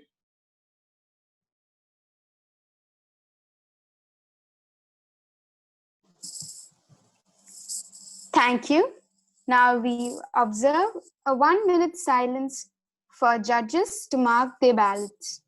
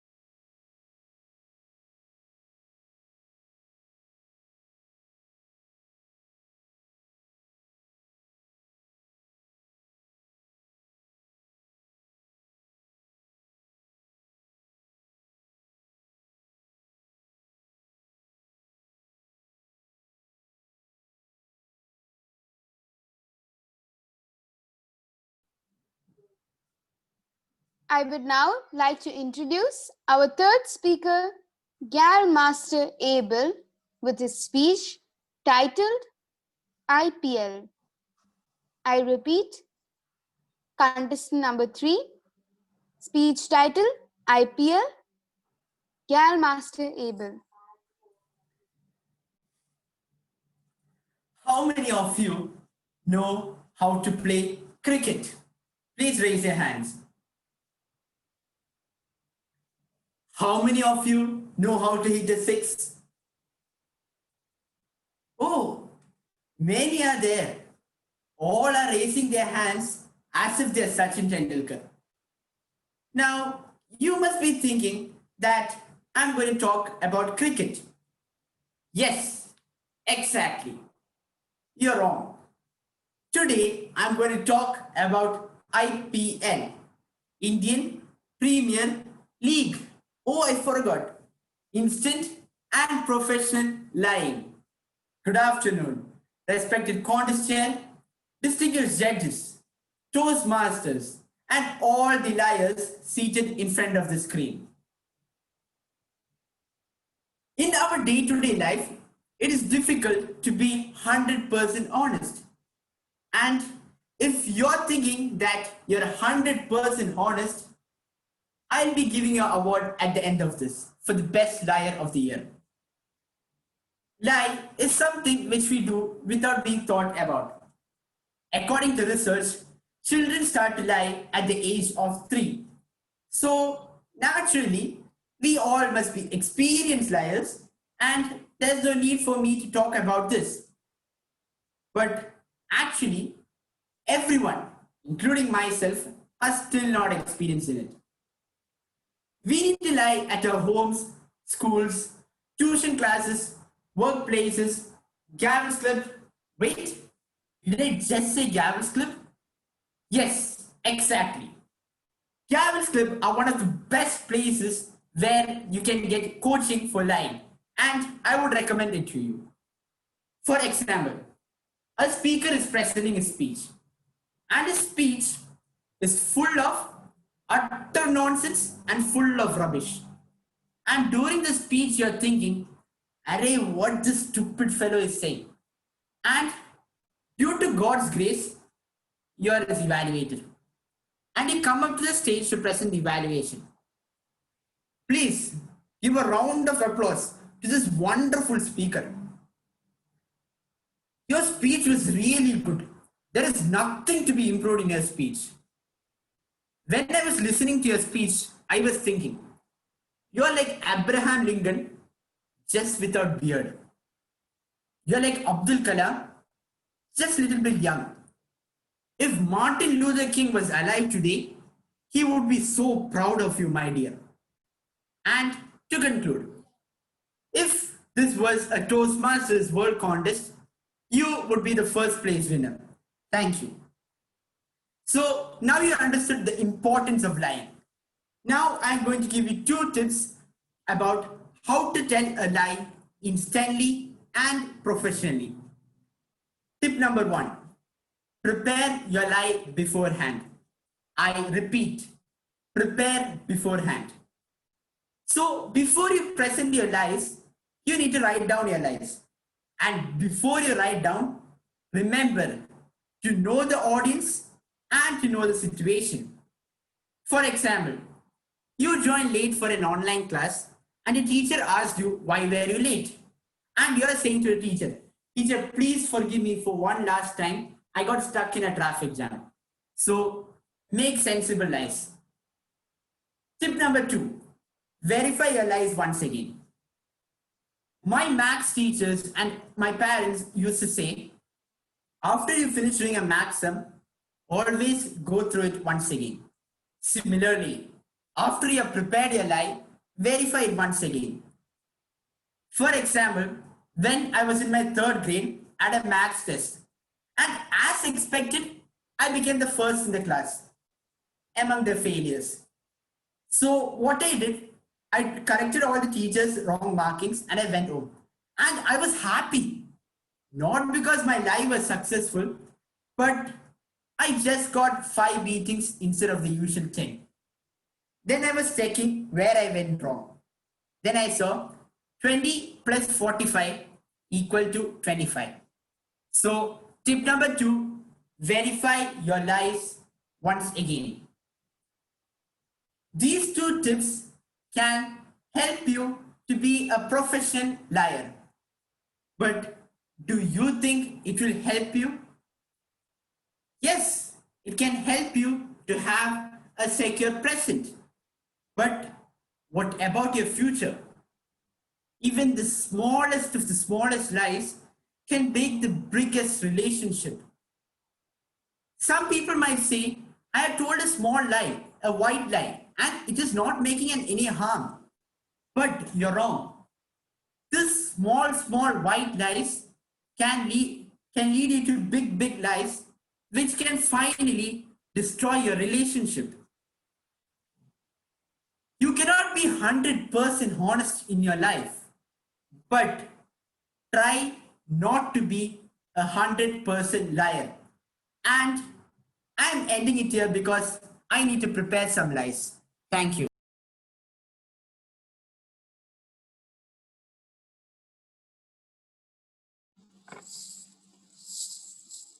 Thank you. Now we'll observe 2 minutes of silence for the judges to mark their ballots and tally the result.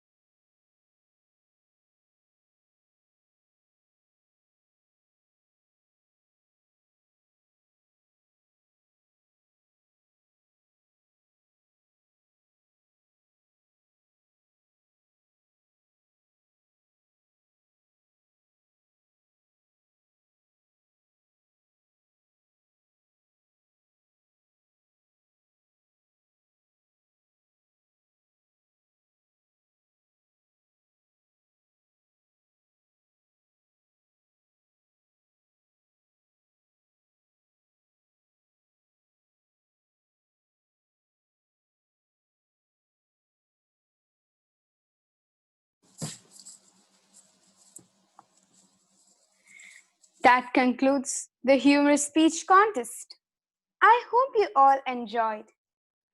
I would like to thank the Chief Judge, judges, timekeepers, tally counters, moderator, Chief Surgeon at Arms, all contestants, and finally, you, the virtual viewers, for helping me to fulfill my duties smoothly. With this, I hand over the control to the Master of Ceremonies.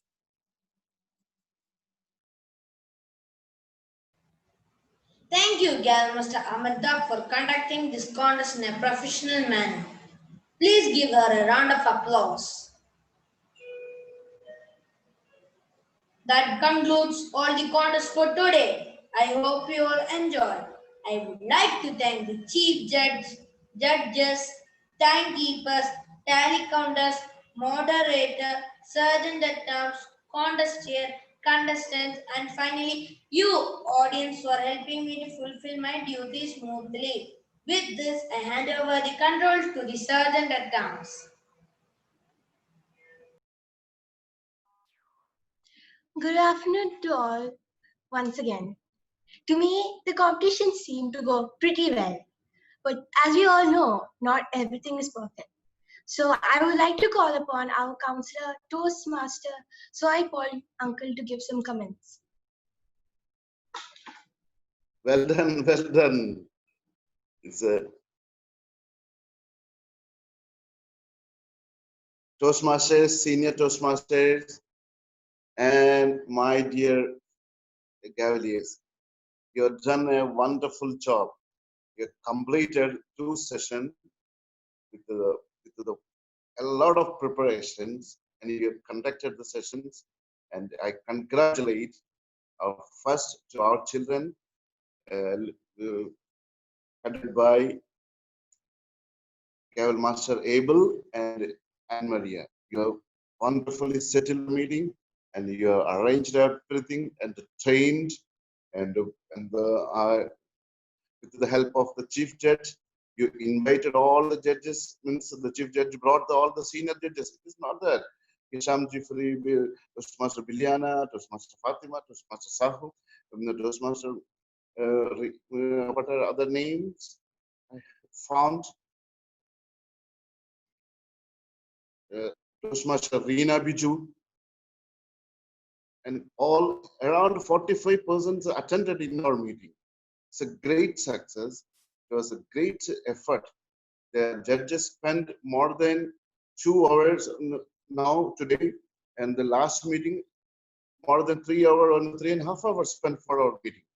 With their efforts and the tally counters and their efforts, only because of those efforts, it became a successful event. I express my sincere thanks to everyone who attended to help us, to conduct us, to guide us through our sessions. It was one of the successful story. Even the Toastmasters, we never conducted ourselves, but our children's was able to do it. And special thanks to Toastmaster Alvin, who was a moderator who controlled the sessions, the last meeting and this meeting. He controlled the sessions throughout. And thank you everyone who helped us, who participated us, and the children's, you are the heroes. Back to you. Toastmaster Abel, Master Abel. Yes, Sangram. Yeah. Now I would like to welcome the president of KCA Toastmasters, Toastmaster Alvin Savy, for giving his comments about the contest. Please give a round of applause to Toastmaster Alvin Savy.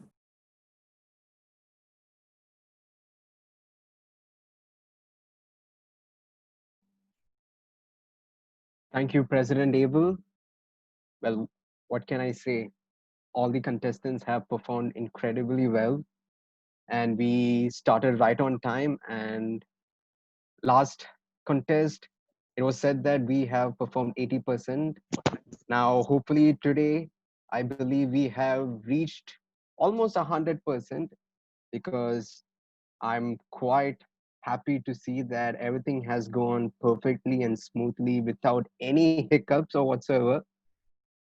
Now, I would like to thank the chief judge and his team of judges for taking their time apart to attend this contest and make it a successful one. For that, to appreciate them, I'd like to request our surgeon at arms to kindly display these certificates.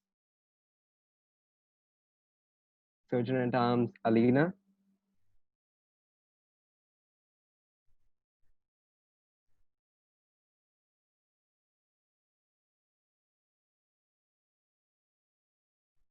Well, as always, our first chief judge, Toastmaster Vishwanathan, for his valid and continued support for us. And I thank you for taking up as the role of chief judge for both the contests. Uh, Surgeon at arms, Alina, can you keep continuing to show the slides? Don't stop sharing.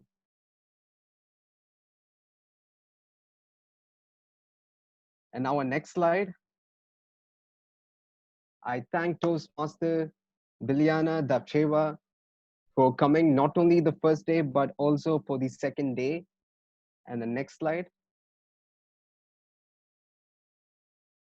Toastmaster Reena Viju, I thank you for coming today and using your valuable time for us. And distinguished Toastmaster Hisham Jeffrey.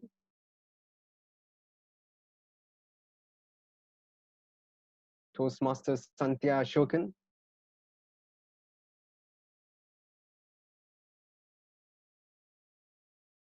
Toastmaster Subhas Saho. Once again, I thank you for coming for both the days. Next slide.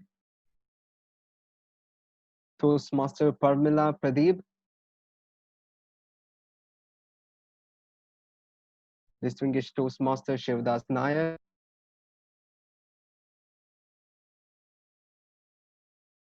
I thank you all the judges for coming and making this a grand success. And I give the control back. Alvin, sorry Yes, for Chief interrupting. Judge. You missed some of the names I sent you already. I mean the certificate I sent it to you. Please display that also. Okay. Toastmaster Veena Makaraj, you missed. Oh, I must have missed her. Anyway, And we'll even prepare this. distinguished Toastmaster Amar Risvi was attended last session. Please display that. Day one. Yes, definitely. He had attended a meeting. So we'll prepare the slides for that, and the slides and the certificates will be officially sent to each of the judges.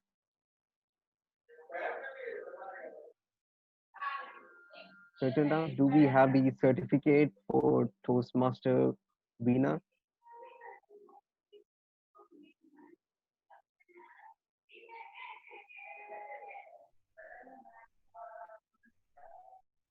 And this is the certificates for our day one contest. Once again, Toastmaster Vishwanathan, thank you for taking up the role as Chief Judge.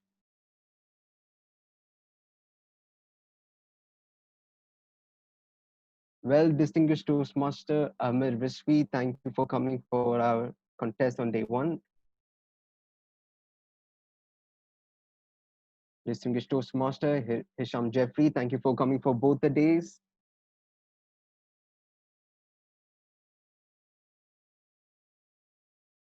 Toastmaster Reena Biju. Toastmaster Santya Ashok. Toastmaster Subhash Saho. And Toastmaster Bilyana Davcheva. And Toastmaster Fatima Safina, thank you for coming for both the days.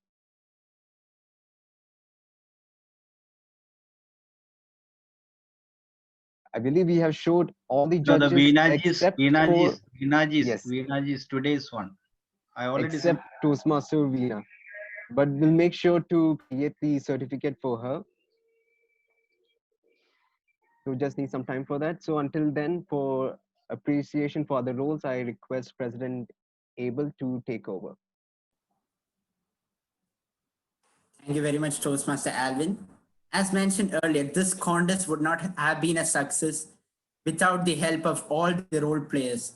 Starting from day one, all the role players who have been with us, I would like to express my sincere gratitude from my side and from all the members of the KCA Gavels for attending this contest. First, to our tally counter, Toastmaster Hemilada, and Toastmaster Amal. Toastmaster Amal and Toastmaster Hemilada has been the tally counters for both these days. It's a really tough job collecting all the results and presenting it. We appreciate your efforts, sir and ma'am. Then to our moderator, Toastmaster Alvin, who is serving as the president of KCA Toast, and Grandmaster Adira for their support as the moderator for KCA Gavels Club Contest. Delete कर दो इनको contestant उनके sequence के हिसाब से करो. Then to our surgeon at arms team, starting with the captain of the surgeon at arms team, the chief surgeon at arms, Galmaster Kirtana. Then to Toastmaster Mawson, who has been the surgeon at arms for day one, and he has controlled the isolation rooms, which is a really tough job, and he has did it really well. Next to Galmaster Jailis, who has been the surgeon at arms for day one. Finally to Grandmaster Alina, who has been the surgeon at arms for today. We had conducted 4 contests and we had 4 contest chairs. Next, I would like to appreciate the contest chairs.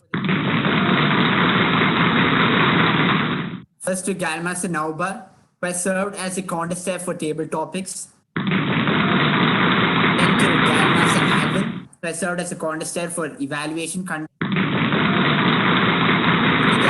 Arena, who was a contest chair for international.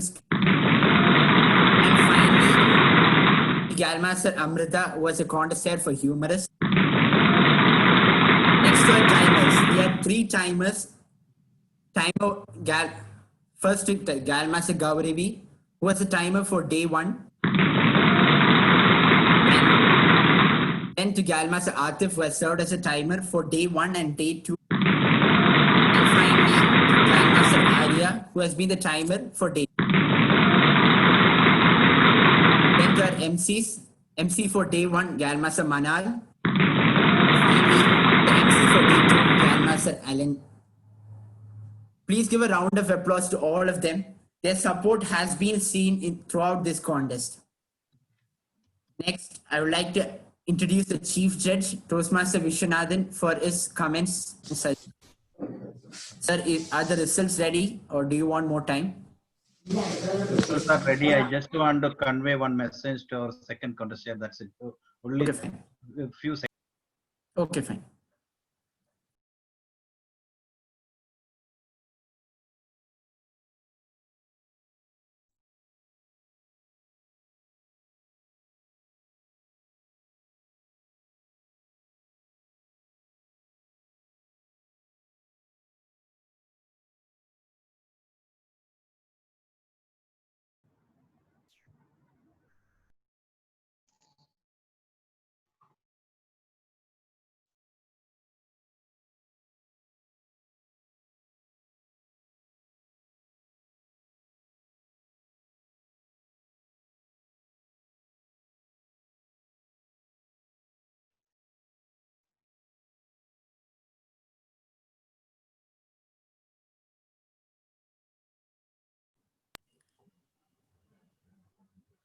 Mr.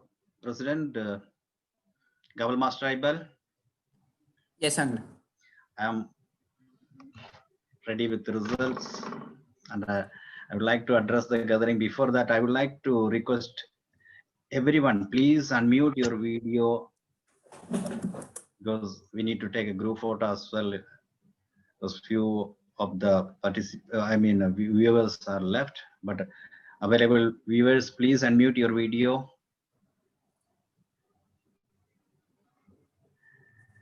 First of all, I would like to extend my sincere gratitude to our judges. Last week, we have got a brilliant judges, a panel of judges, and this week I got more than that. Kudos to you all and your valuable time and biggest support I received from the Gavel Master, the president of Gavel Club, KCA Gavel Club is none other than Gavel Master Ibel Rajan. He has immense support. Whatever I requested to him, immediately, without second thought, he take actions. The entire results showing that is the last week, whatever problem we had, and that suggestions are given to him, immediately taken all the actions. Now, even 1 minute we didn't lose, or we didn't waste our even single second, as well we can say. Kudos to you, Gavel Master Ibel, and the team led by Toastmaster Soipol, the moderator Alvin Sevi, the co-moderator Aditya, and the Chief Surgeon at Arms. Each one of them are performed their best of their ability. Contestants Alina, Amrita, Pradeep, and Chief Surgeon at Arms. Many of the names are not in my mind, and especially I would like to extend my sincere gratitude to the tally counters, Toastmaster Amal Joe and Toastmaster Hemlata. The virtual meeting is not easy to do the things, and communication is the most important part. And whenever I communicated with them, they are immediately responded. And today as well, the first results was a little bit tough to decide the first place, second place, and third place. And we communicated. We took another 5 minutes. That's why I just interfere and ask a little bit delay the second contest. So there are a lot of obstacles, but we as a Toastmasters, we are always ready to overcome from the challenges. That today's show was an amazing segment, and once again I would like to extend my gratitude to the timers and any other role players. If may I miss, please excuse for me. And once again, I would like to request the judges, please unmute your video, and we need to take your picture. Still, I can see only Toastmaster Liana. Yeah, now they're opening themselves. So, thank you very much. Now, I would like to give you control back to our President Toastmaster Alvin Sevi to invite the contest shares to announce the results. And you can ask the feedback if may want from the judges or any guests.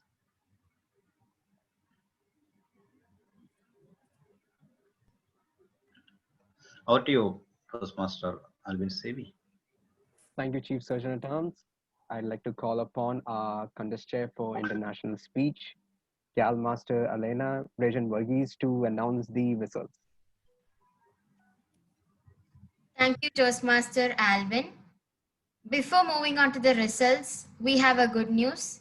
There is no protest and no time disqualification for international speech contest. The results of KCA Annual Club Contest International Speech Contest are: the third place goes to, any guesses?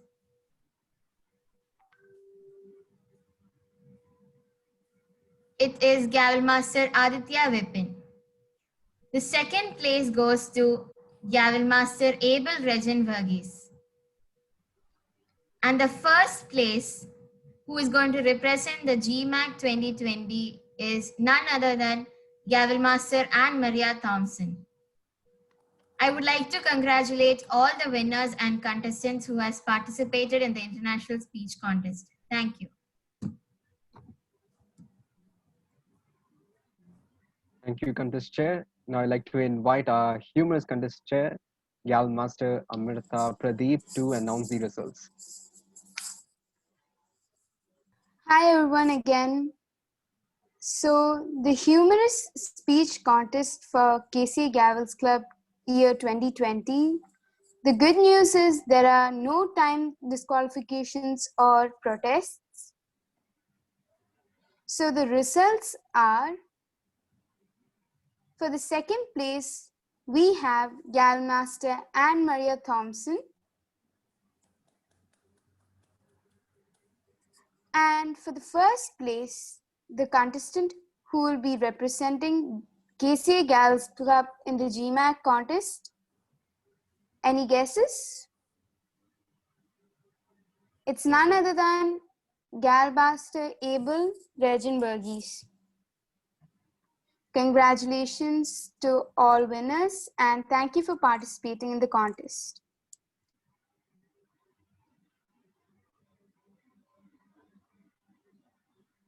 Thank you, contest chair.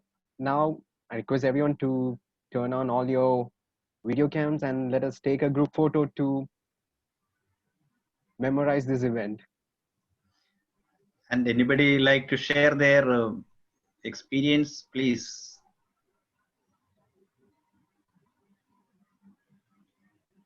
Judges, Gavel masters, other guests, anybody like to share anything? You can raise your hand or unmute and try to speak. If you keep quiet means you don't like it, this event, or everybody angry to move. Probably they are posing for the picture. They're still waiting for it. Okay, with the count of 3, I'll be taking a picture. Please don't send any message now because the screenshot will appear with a Yes, message. that's true. Please avoid sending any messages now. Please, for a while, just avoid do that. Okay, 1, 2, 3. Cheese. Thank you so much. Now for the vote of thanks, I would like to call upon Gal Master Anne Maria to give us the vote of thanks. Unity is strength. When there is teamwork and collaboration, wonderful things can be achieved. The annual KCA Club Contest 2020 had proved us that this quote is absolutely true. The club contests were held on 2 days, 14th and 21st of August respectively. On the first day, evaluation and table topic contests were held. On the second day, humorous and international speech contests were held. Both the days went off really well and the winners were announced. Even during this pandemic, we conducted our club contest in a very nice manner. This wouldn't have happened without each and everyone's support. I would like to firstly thank Toastmaster Killer and the BKS Photography Club for lending us their Zoom accounts. Without their help, this contest would never have taken place. I would like to sincerely thank our Chief Judge, Toastmaster Vishwanathan, and his team of judges for taking effort and their precious time to judge all the contests and also for being there for all the training sessions. Thank you so much, sir. I would like to thank our KCA Toastmasters Club President, Toastmaster Alvin Sevi, and our counselor, Toastmaster Soy Paul, for helping us to conduct this contest. I would also like to thank our President, Gavel Master Abel, for arranging everything in the most professional manner. I would also like to thank all the judges, timekeepers, tally counters, moderators, chief surgeon-at-arms, contest chairs, master of ceremonies, contestants, and all the guests present here. Without your support and cooperation, this contest would never have taken place. Everybody did a really great job. The first ever online contest was a very different experience to each and every one of us, and I hope all of us have enjoyed it. As we express our gratitude, we must never forget that the highest appreciation is not to utter words, but to live by them. All of us have got some feedbacks and we surely have to work upon it. Once again, a big thank you to everyone and congratulations to all the winners and participants.